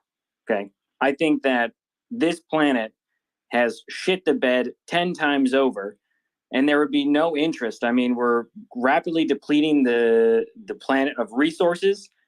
There's nothing more that we give it. And then you have Tucker Carlson as this voice of reason and truth that some believe. Like, you really think they're going to come to this planet thinking they're going to get much? There's nothing here to get. And Tucker Carlson talking about aliens and UFOs or well, UAPs Gabe, or whatever. There's a 7-8 billion workforce. Sorry to be really dystopian for a second, but you know. Right. I mean, like, yeah. I mean, you could, sure, you could siphon people off for energy, like batteries. Has Alex Jones taken over your body or something? Anyway, sorry. Continue. No, but what I'm saying is this: like the reason, and I have to laugh at it. Like, Tucker Carlson goes onto Twitter. He's stripped of his home studio, his fancy cameras, his graphics, his writer's staff, his team of employees, everything. And the only thing he has left to his name is to release a video on Twitter that even Elon, when he made his announcement, like, we're just happy to be here or grateful to be here, I think is what he said at the original video. Even Elon was like, we don't have an official agreement, because even Elon knows that he doesn't want to get involved in this lawsuit battle between him and Fox News. So now Tucker Carlson has to release these little 10-minute videos from his living room, because he has to gather the largest possible audience by talking about general things, right? I don't know if he would really talk about aliens on his show, but I do think that Tucker is desperate for viewership. I mean, he sent an email out to tell people how to watch the video on YouTube or on Twitter, right? Like, that's how desperate he is for eyes on him. So I look at the whole conversation of Tucker Carlson talking about aliens and Ukraine, all this stuff, and I find it kind of laughable, because the guy's so desperate that he can't keep everyone's attention for longer than 10 minutes. And there was like a 10-minute and 27-minute video, I think. So I think the fact, you know, you got what he got what you wanted him to do, which was Gabe, the can I ask you a clickbait. question? Let's talk Let me about let it. me Sorry, Gabe, Gabe, let me I ask you a switched off- question. Sorry, Gabe, I Let me- switched off. You could keep my attention Sure, for yeah. about 2 minutes. Yeah, let me ask Gabe a question though. So I I'm think joking, Gabe, I'm joking.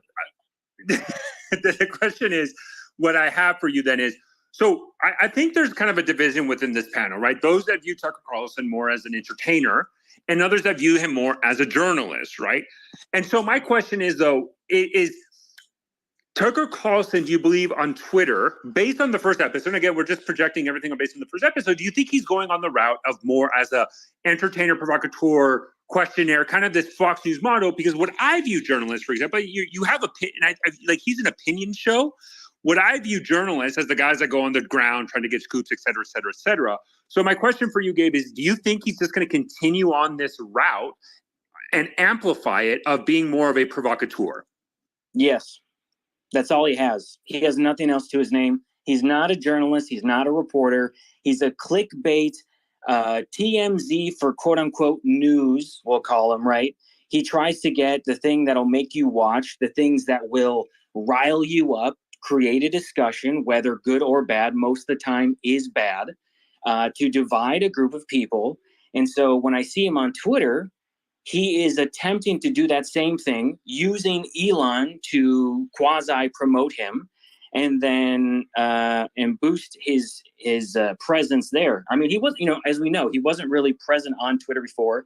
He had a team that was doing it for him, and now he's got to be more active on Twitter. So I think, based on the fact that in court he had to argue when it came to the lawsuit of like, is this news, is it not news, right? And the Fox News lawyers had to argue that no reasonable person would believe the things that Tucker Carlson said. I think that we can assume that that is the way in which Tucker Carlson will continue to go, and that his episodes won't be very long because attention on Twitter. Okay, the way I look at Twitter is like if ADHD and eavesdropping were personified as a living entity, right? That's what it is. He's competing against every single stimulus of notifications, people responding, this and that, and he's going to have no shot at all if he doesn't create things that are like controversial and be the provocateur. If he's anything less, then he'll be a total flop. And I personally think the first episode was a bit of a flop because, I just want to make this known for everyone listening. When you look at views on tweets, those aren't actual real views for two reasons. One, it takes at least 2 seconds to count it as a view on a video. And then also, the views that are reported on Twitter right now are actually rebranded or relabeled impressions. So Elon has hidden views, which if some people who haven't updated their Twitter app, you'll notice that on average, the actual true views on a video will be about a quarter, so 25% of what the impression, quote unquote, views are. So Gabe, could you, as a YouTuber, I'm learning all about this. Could you say it's the same as the difference between clicking on the video as a view versus actual watch time of the video? Is there sort of an equivalency there, or am I?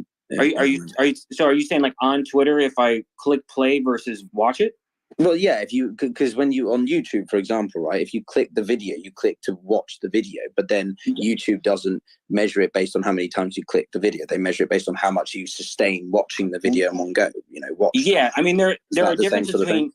Yeah, there's difference between like watch time, session time, what's a true view, and so when you look at, there was a back and forth that Elon had with Matt Walsh yesterday, because Matt Walsh was like, oh, he's like, I got, how many ever million views, and Tucker Carlson got 20 million views or whatever in this amount of time. Now Elon also lied about what he said. Was he goes, oh, because things are embedded, they don't count as real views, which is the fucking most ridiculous thing I've ever heard. That would imply that... Gabe, no, didn't he say, and obviously I don't know much about this, right? Yeah, but didn't he say that if you watch it through Google search, or you could watch it through some other mechanism that is an he said Bloomberg. Yeah, what he said was there were two things. One was Google and one was Bloomberg Portal. And I do not have a a use case where many people are watching through Bloomberg portal. But in terms of on a Google search, you can't watch the videos. It'll show you a preview of the tweet, and then you click that preview, and then it takes you to that tweet on Twitter. So there would never be a reason why anyone would even mention that a Google search result would count as a view, because you can't watch it in that form. But once you are on Twitter and you scroll past and stop on that section, at least 2 seconds with or without audio, it's going to count as a view.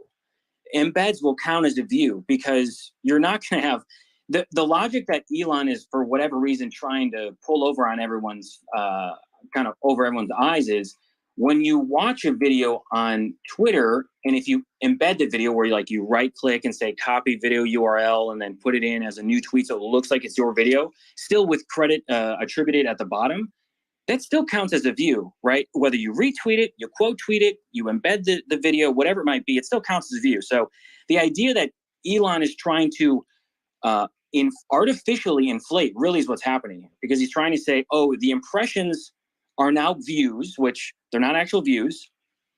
And then also he's trying to say, well, the embeds and all those things don't actually count, so it should be more. It sounds like the guy's trying to artificially inflate. I mean, I'm not saying it's fraud, but I would classify it as falsely advertising what the platform actually. Wait, Gabe, are they using any different metric for Tucker's tweet than they are for any other tweet? Same metrics. There's So no are you special accusing metric. Elon of fraud? You're accusing Elon of fraudulently pumping the numbers up? Yes, because here's why I say that.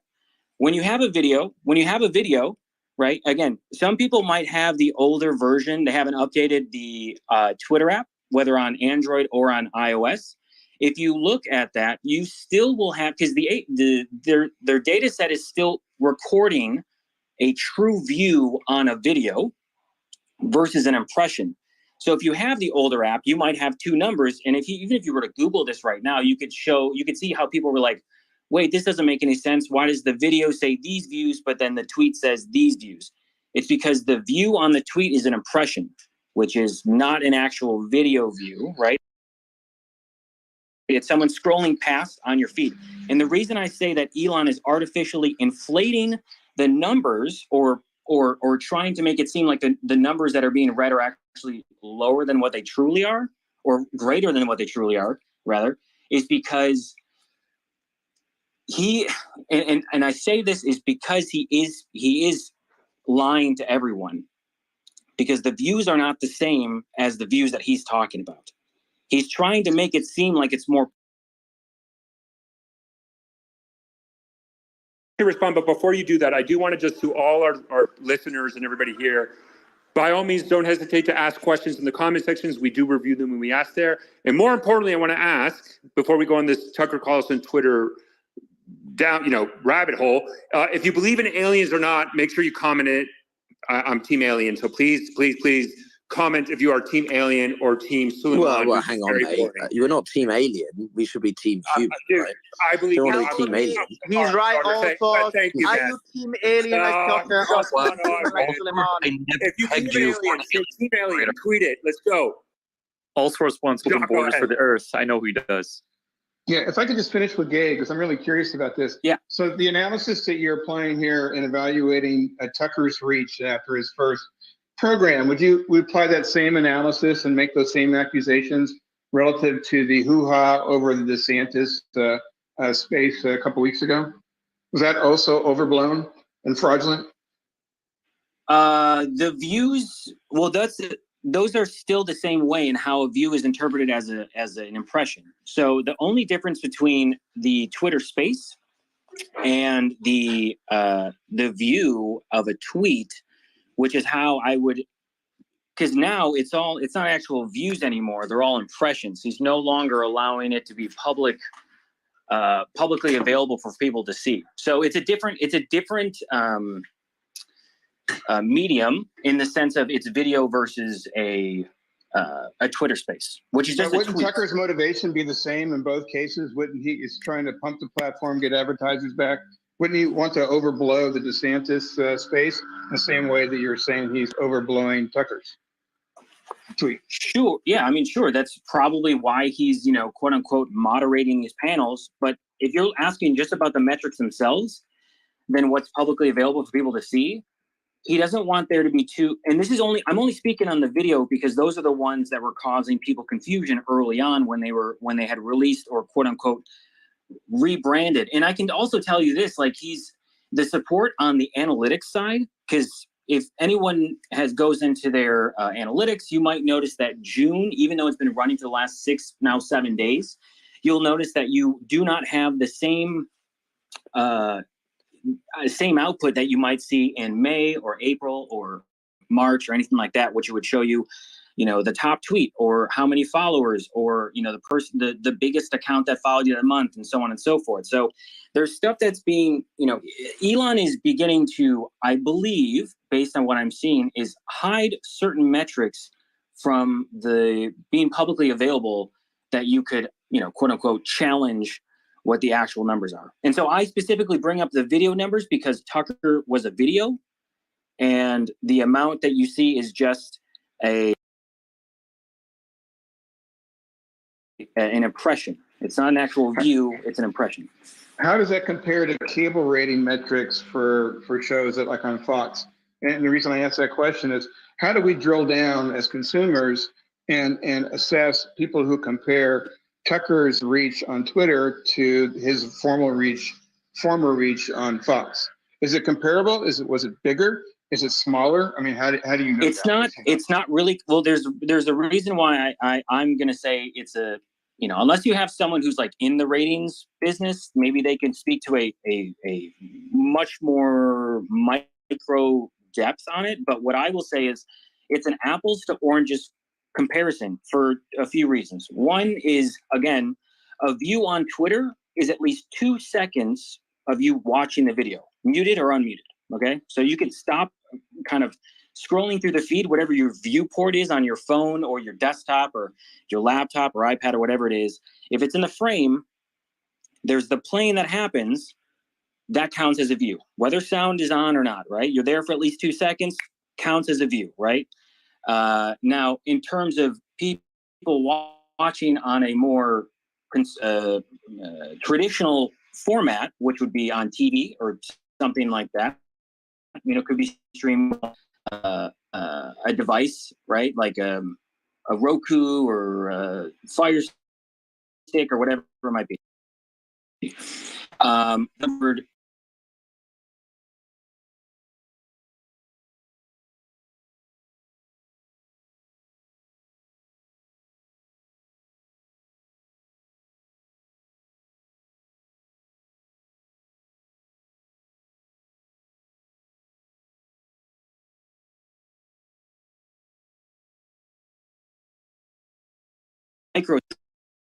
Well, not a microsecond, it's 2 seconds as a view versus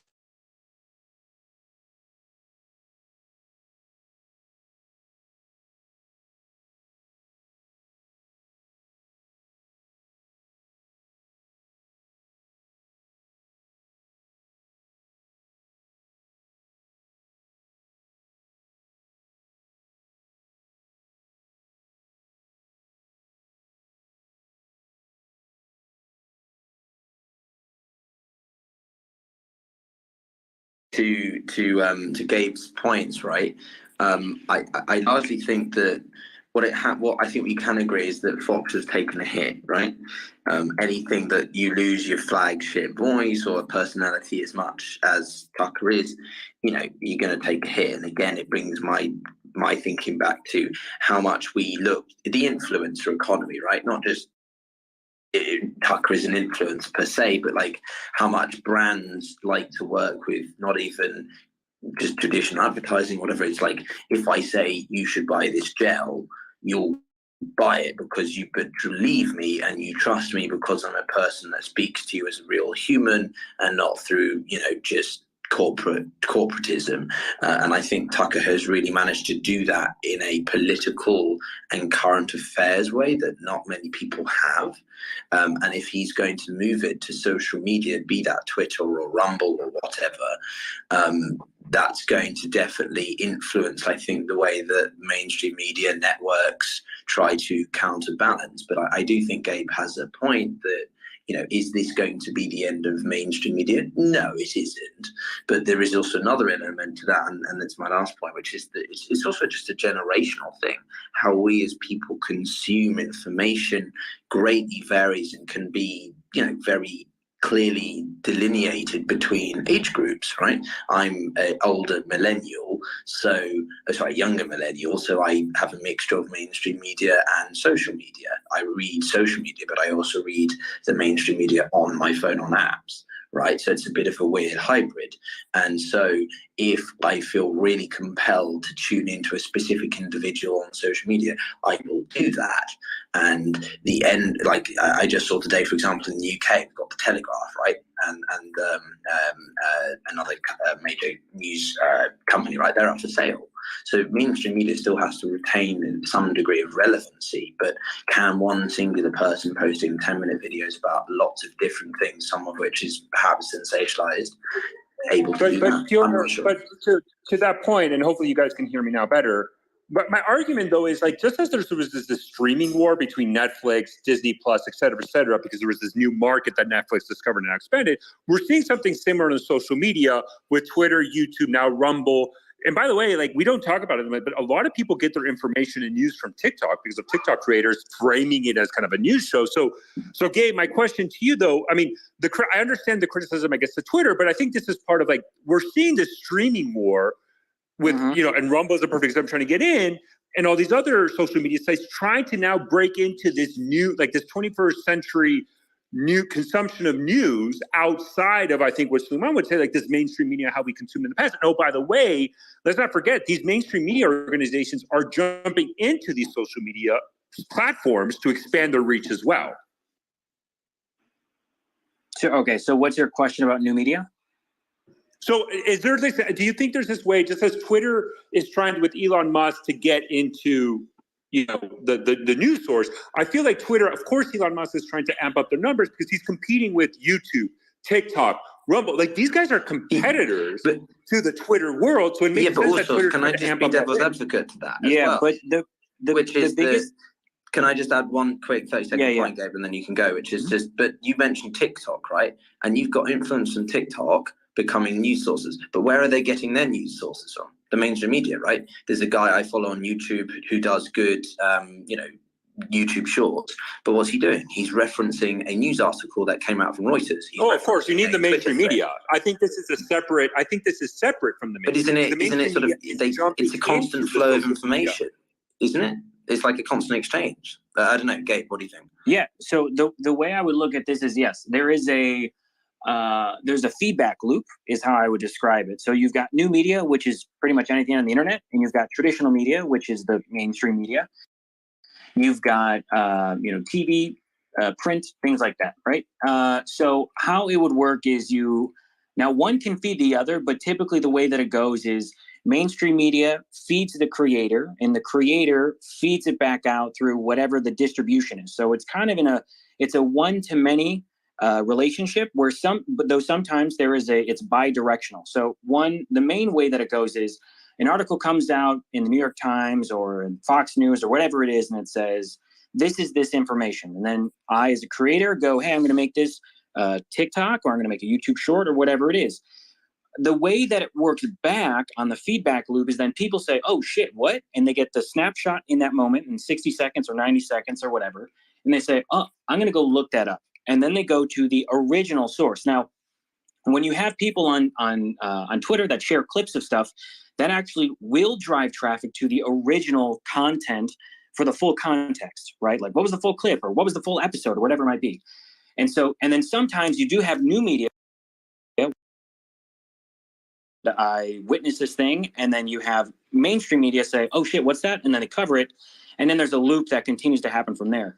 And so, like I said, traditionally it's mainstream media feeds the new media, and new media comes back or sends people back to the mainstream media original source. And then sometimes it can be the other way, but it's most likely the mainstream to smaller content. But that's the way that that's the way that it's done right now, and will you know, I think for the foreseeable future continue to be that way.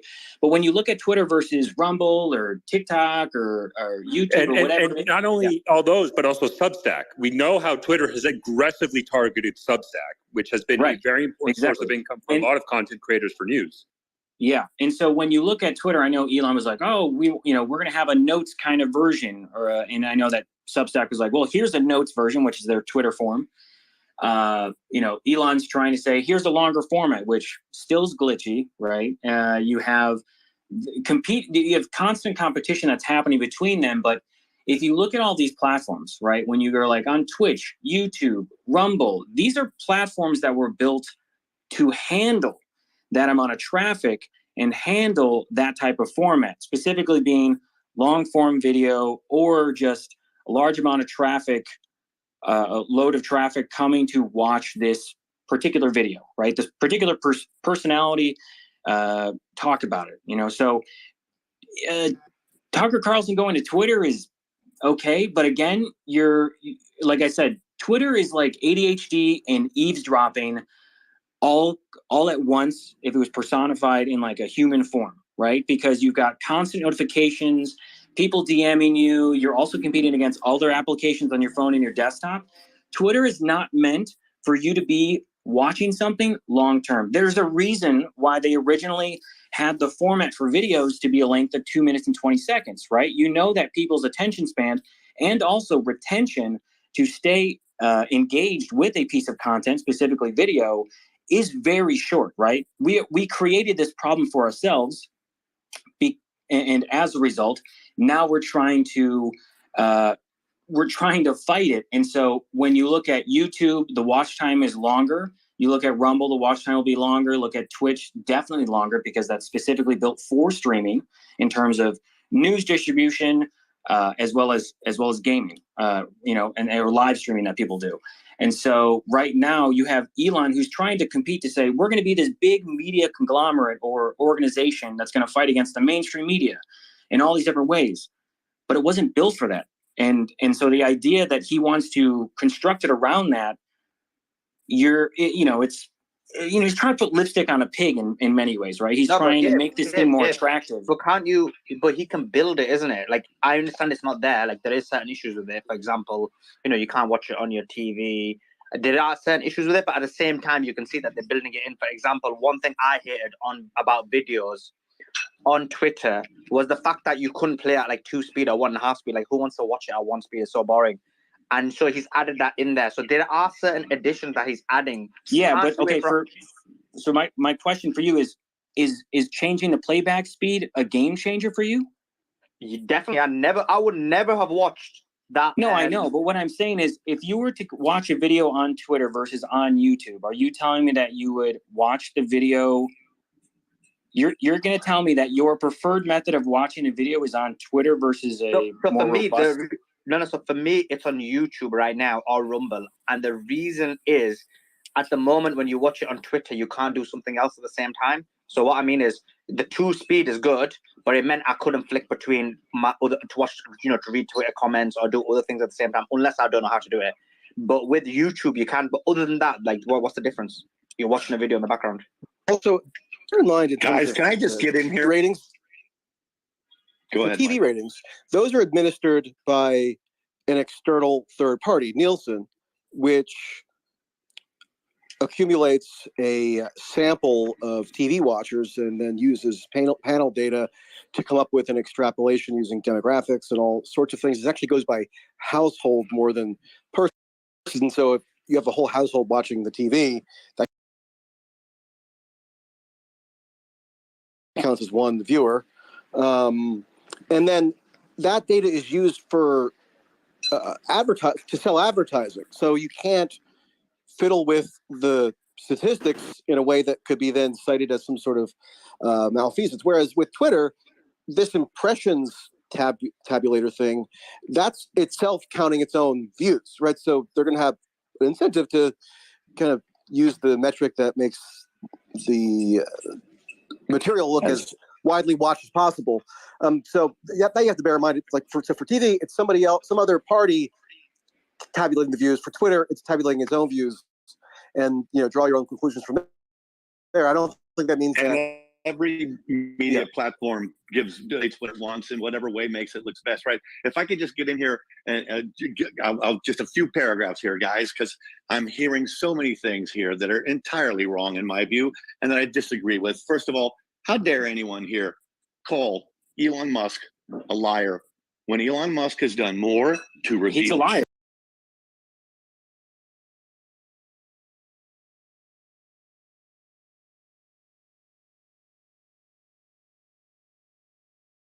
both parties in terms of censoring Americans and cracking down and hiding truth and hiding facts. I think that 77, I mean, remember, Tucker's 10 minutes, all right?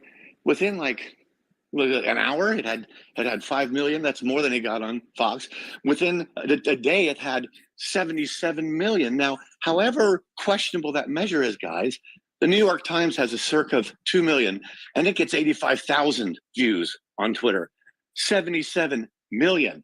So to me, the bigger picture, never mind the argument about all of these details, is that Twitter is becoming the most powerful media platform in the world. Any candidate in 2024 who ignores the platform instead of making it the center of his campaign is making a huge mistake. I have this more on my podcast, What's Bugging Me Tomorrow. It'll be up on Ricochet and Apple, etc. Give it a look. And I just want to say, though, that Tucker Carlson was not talking about all the sensational stories to get clicks. What he was saying about all of it is, where the hell is the media? And it is not a matter of editing, as someone else here said. I was at Wall Street Journal, Forbes, CNBC, Fox. I know journalism, and the media are ignoring stories. I wrote more columns on the Twitter files in those violations than the staffs of the New York Times and the Washington Post combined. I wrote 15 columns on it, and the media ignored it. And because they're biased and slanted. Now, you guys are spending so much time talking about a privately owned platform that just doesn't matter. Leave it. Go ahead. Leave. If you don't like it, like the message. And so that is a ridiculous argument. This is the dumbest thing I've ever heard. That is ridiculous. Like even and Dennis, I'm not even that kind of guy, and I think this is the dumbest thing I've ever heard. Yeah. I mean, listen. I'm actually on your side. Like, I think people are. I didn't call anybody dumb, and you shouldn't do that to me. Right. That is the most silliest argument I've ever heard because, and don't complain because you came in here talking about others and how they'd basically missed the point. So look, this is the most silliest argument I've ever heard. And I'll explain why. I'm on your side. Like, I think people are blowing things out of proportion. I think things need to, you have to give them time to improve certain aspects. You can see the improvements happening. But to make the argument that it's wrong to highlight the issues that are there because you want improvement, and if therefore you should leave, is a very backward way of thinking. It's like when good old boys down south will tell hippies to move to France or Iraq during 2000. Yeah, or it's like telling foreigners to go back to where you came from. But if Twitter is the most influential social media platform now, then it was when Musk bought it. I don't think it's becoming that. I mean, part of the reason that Musk, I think, bought it in the first place is because although it's not by any stretch the most widely used social media platform, it is the most influential among elites, meaning journalists live on it, entertainment figures, whatever. It's the smartest platform. It has the most sort of cultural cachet, social capital invested in it, and that's why the value for Musk was higher than even if he. That's why Musk maybe overpaid for it, because the social capital conferred a certain value on the platform that might not have been reflected in the overall valuation. So, I mean, Donald Trump used Twitter in 2016 during the primaries and then into the general election as his primary communication platform, and it was a huge asset for him. So, and that was 7 years ago. I don't know where people get the idea that suddenly in March 2023 it's newly rejuvenated as an influential platform because of Musk. Michael, so because I want to get to Denise, but where I view Twitter, right? Twitter, and we talked when we started this space with Mickey, right? What the power of Twitter is the information flow. It is the best, hands down, no doubt. As somebody who tracks information, who does it on my account, who used Twitter for years and years and years and years, it is the best source to get information on the ground for people on the ground. Right? Because because a journalist has to track, et cetera, it's harder. It's one person. But in Twitter, you have the ability to track people on the ground living in a certain area, tweeting information. real time of a situation is going down. Like how we started this space about the dam. How did we find out about it? Because information went into Twitter and Telegram. So, Dr. Denise, to your point, do you view Twitter as an effective tool for information and to get real-time quick information? And do you believe that, this idea that, criticizing somebody on Twitter, how Elon Musk is running it means you should leave the platform?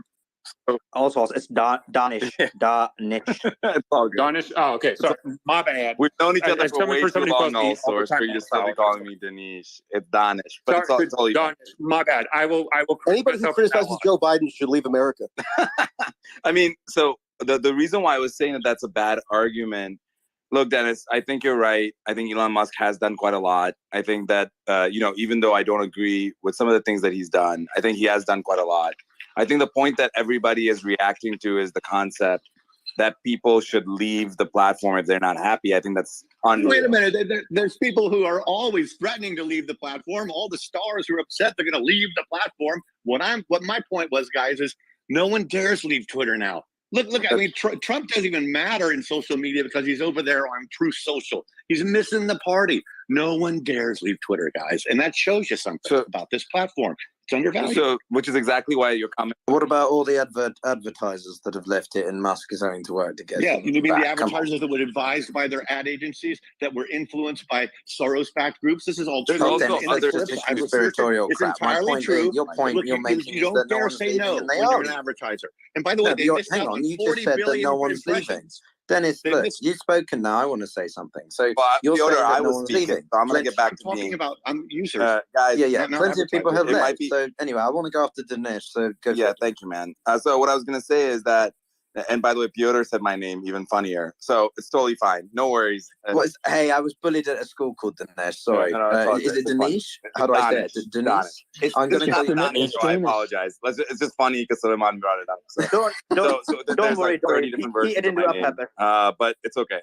So what I was going to say. Don't get upset. Hey, Dennis. He hang didn't do it on. on You're purpose. talking to me, mate. Like, how many times is my name butchered by That's this? true. Come on, That's let's true. be honest. But what I was going to say was that, going back to the main point that Gabe was making, the reason why I came up was because I was listening to Gabe talk a little bit about impressions and talk about how this platform's not built for long form video. And I've got to push back a lot, Gabe, because while your premise is correct, you're assuming that the product mechanic won't change. And so when people are building product, you can always change. The ultimate mechanic that is going on currently with Twitter is that you're scrolling up and down and you're moving quickly. That is the current mechanic, but that doesn't mean that there won't be other ways to do it. A good example of this is how YouTube actually updated its mechanic to be more like TikTok. That has been a giant success. We saw the product change so quickly and be so successful that people were able to capitalize on it, monetize it. So this underlying belief that you can't fork a product and be able to build a different product mechanic within one product is completely flawed. We saw this with WeChat. We've seen this with YouTube. We've seen this from platform after platform. Another good example is, nobody wants to talk about how successful Reels has been, but there's a lot of other platforms that have done this effectively, where they have multiple product mechanics in one. So just wanted to push back a little bit, Gabe, because your underlying assumption is that's not the case. Yeah, so I'm gonna come back with, because my background is in tech and design and engineering, and so my pushback on there is the assumption that you're making is that you're taking a platform like YouTube, which has historically been long form, right? It could be anywhere from a few seconds to up to 10 hours, I think is the max amount of upload if you wanted to do that. You're taking content that is normally and traditionally viewed minutes to hours long, depending on what the video is about. And then you say, okay, we want to introduce a shorter format, 15, 30 seconds up to 60 seconds. You're not changing the behavior of going from short to long. You're changing the behavior from long to short. And the way that it works actually on YouTube is the mechanics that are there is YouTube shorts are intended to drive traffic to the original longer video. Much like if you were to share a clip on Twitter, short clip and say, oh shit, what's that from? Oh, that was from the series finale of Succession, right? So that's as an example. So the way that it works on YouTube is the way that it was is longer format, digesting longer format, and then introducing a shorter format. And then using that shorter format to drive, and I know this because of people that work at YouTube, is to drive shorter format to watch the clip and say, oh, what was that? And then go, like, people will watch like a Joe Rogan clip and then be like, oh, what's the full version of that interaction between the guest? And then they'll go watch that, and then it'll extend their session time, which again is a big metric that they use to attribute credit to whoever the origin point was, right? The original source that brought you in to keep you watching for minutes, if not hours. The way that it works with Instagram is you have a very similar medium, which is you have photos. You had clips before that you could do. So watching Reels isn't anything different. The only difference was they introduced 30 seconds, and then most recently they introduced 90 seconds, which again, people were watching clips that were minutes long, I think up to 10 minutes at one point. So in that behavior, you're assuming, again, the wrong direction of the relationship.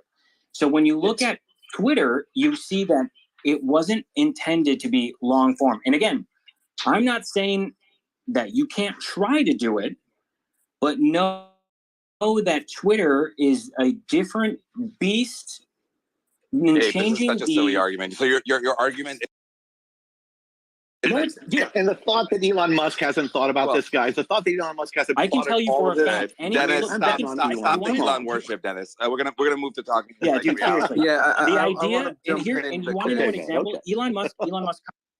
Guys, the three of you is talking. Danish, go ahead. Yeah, it's pretty straightforward, Gabe. All I was gonna say is that I think it's way too premature to talk about what they're doing wrong. I think clearly there is proof right now that video is taking off here. Clearly, he has brought in somebody who has done monetization of video much better than you and myself. It's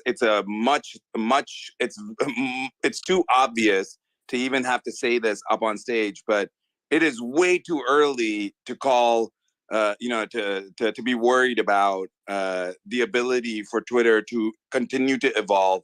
We have seen how Twitter got Spaces up so quickly, and Clubhouse is fucking dead, Gabe. So let's just give it a few minutes, a few hours, a few days, and we'll see where this goes. I think it's incredibly. But Twitter Spaces was around as a. Oh, I'm sorry. Was it around before Clubhouse, Gabe? And how much time do you spend on here? How much time do we all spend on here? Well, isn't this session time also? Sorry, Gabe. I got. Danish's point is, it was around with Jack Dorsey. Sure, before exactly. I'm not talking about Elon. That's the point. I'm just talking about in general with Twitter. Twitter has I think there's too much loving of Elon going on this space. I'm with Gabe here. There's too much loving of Elon. I don't care going about on. Elon. I was just talking about two observations. I just want to But point again, you know, to one of point them out. is Gabe. I'm going to go, Gabe. I want to go. If that's all right, because it's 2 o'clock in the morning here. So just one point is to what Gabe and Khaleesi is saying, which is it's interesting how, if to bring it back to the original topic of the room, who's doing it this time, Suleiman, is worshipping of celebrities in this kind of culture thing, right? Dennis, no, not in a sort of nasty way, but a lot of fandom for Musk, whilst a lot of fandom in other people for Tucker. So we have a lot of desires from people to do things with apps because of what we want to see, and I think that that's indicative of what we're talking about in this space right now. I think Musk has done some good things for Twitter, and I also think he's screwed it up in other ways. The long form content of video, I haven't seen anything other than Shrek 2, which I watched before it was removed.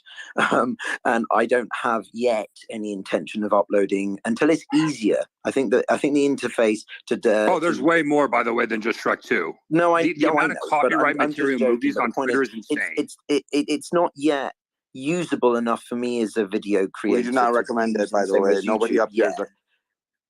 No, but what I would also say is just also that, like, I think going forward, what tends to happen is people gravitate towards platforms that help to validate their existing views, right? More people go to Rumble because it's a place that they know they're going to find information that they already want to hear. And I think that's illustrative of us as humans, which is that we like things that don't make us feel too uncomfortable. And Twitter, since Musk has taken over, has become less of a left-leaning entity and more of a place for people who have dissenting views about the establishment or the prevailing narratives of mainstream media to come. And so people go to YouTube because they think, oh, it's a safe space, and they avoid other places. So if Twitter really wants to be the town hall of the internet or town square, then Musk needs to do some changes to that. But that's just something that I see happen quite quickly. You know, and to the point anyway, earlier. Thanks for the space, guys. Watch out yeah. for the little green men. to Danish's point earlier is, yes, Clubhouse was around, but it wasn't introduced after Elon came in. It was introduced before Elon came in.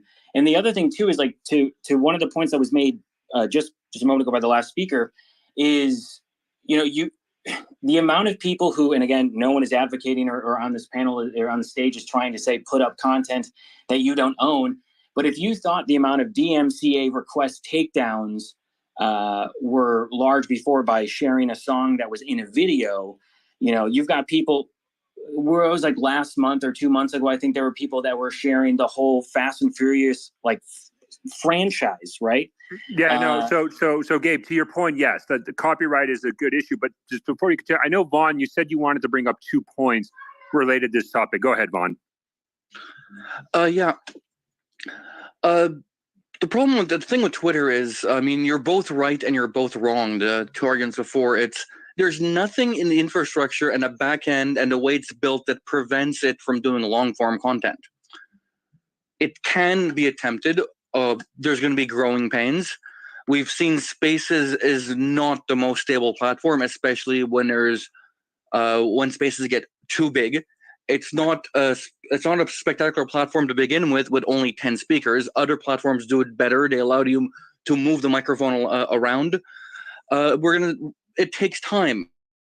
If anybody remembers Justin TV, that was bought by Amazon and became Twitch later on, it was god fucking awful back then because the infrastructure didn't handle it, but grew into a platform that supports probably easily the second biggest video platform in existence.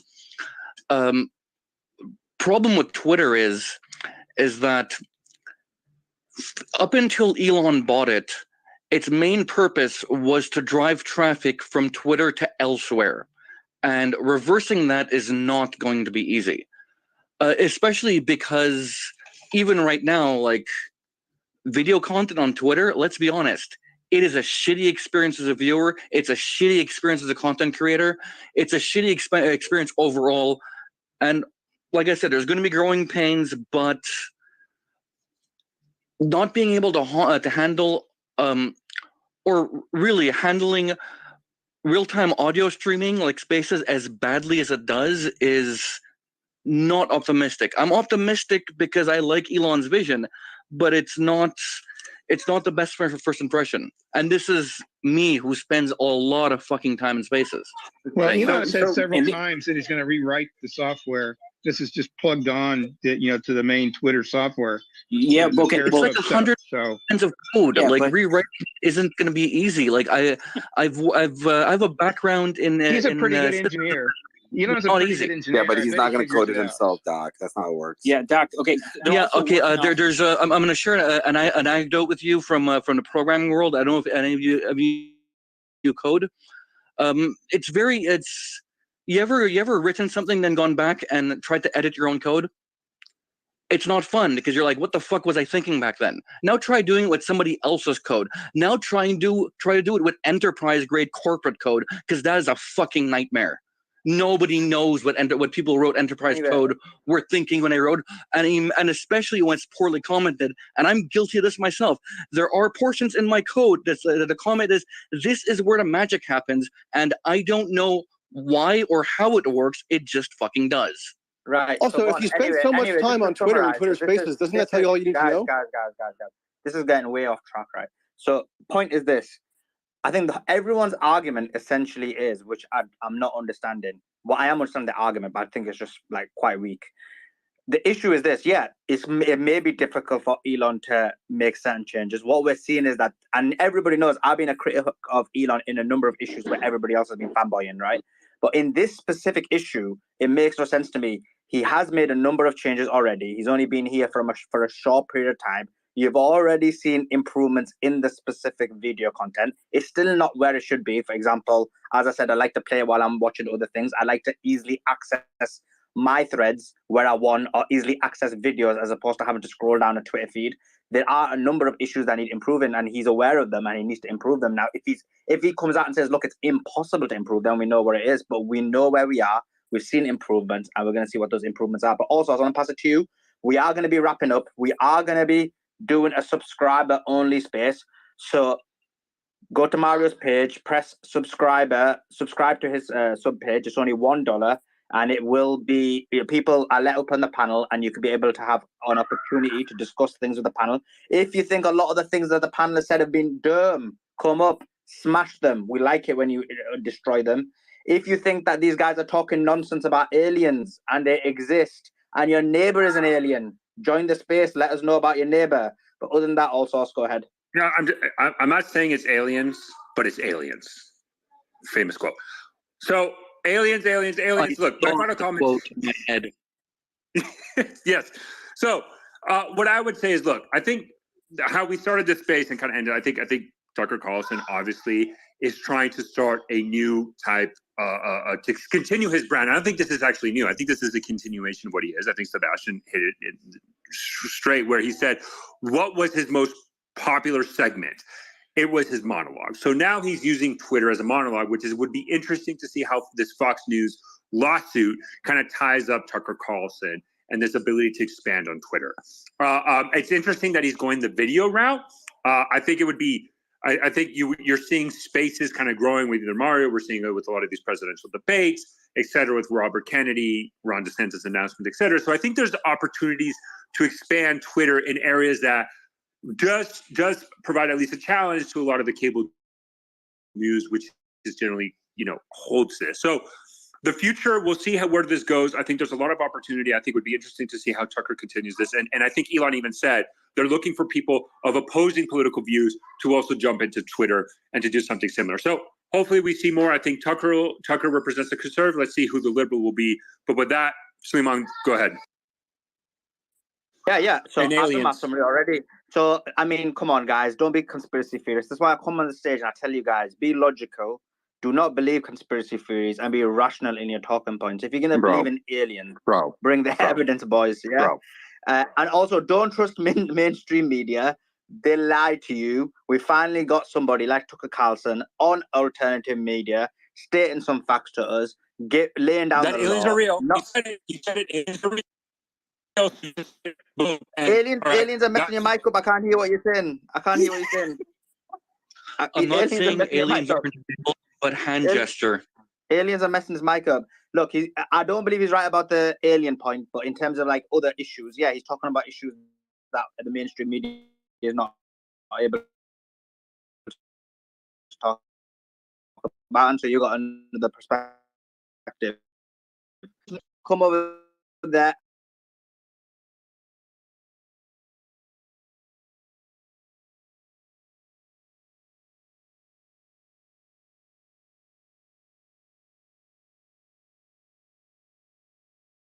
And you will be smashed.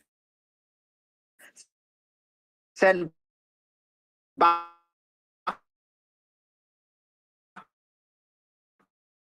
to my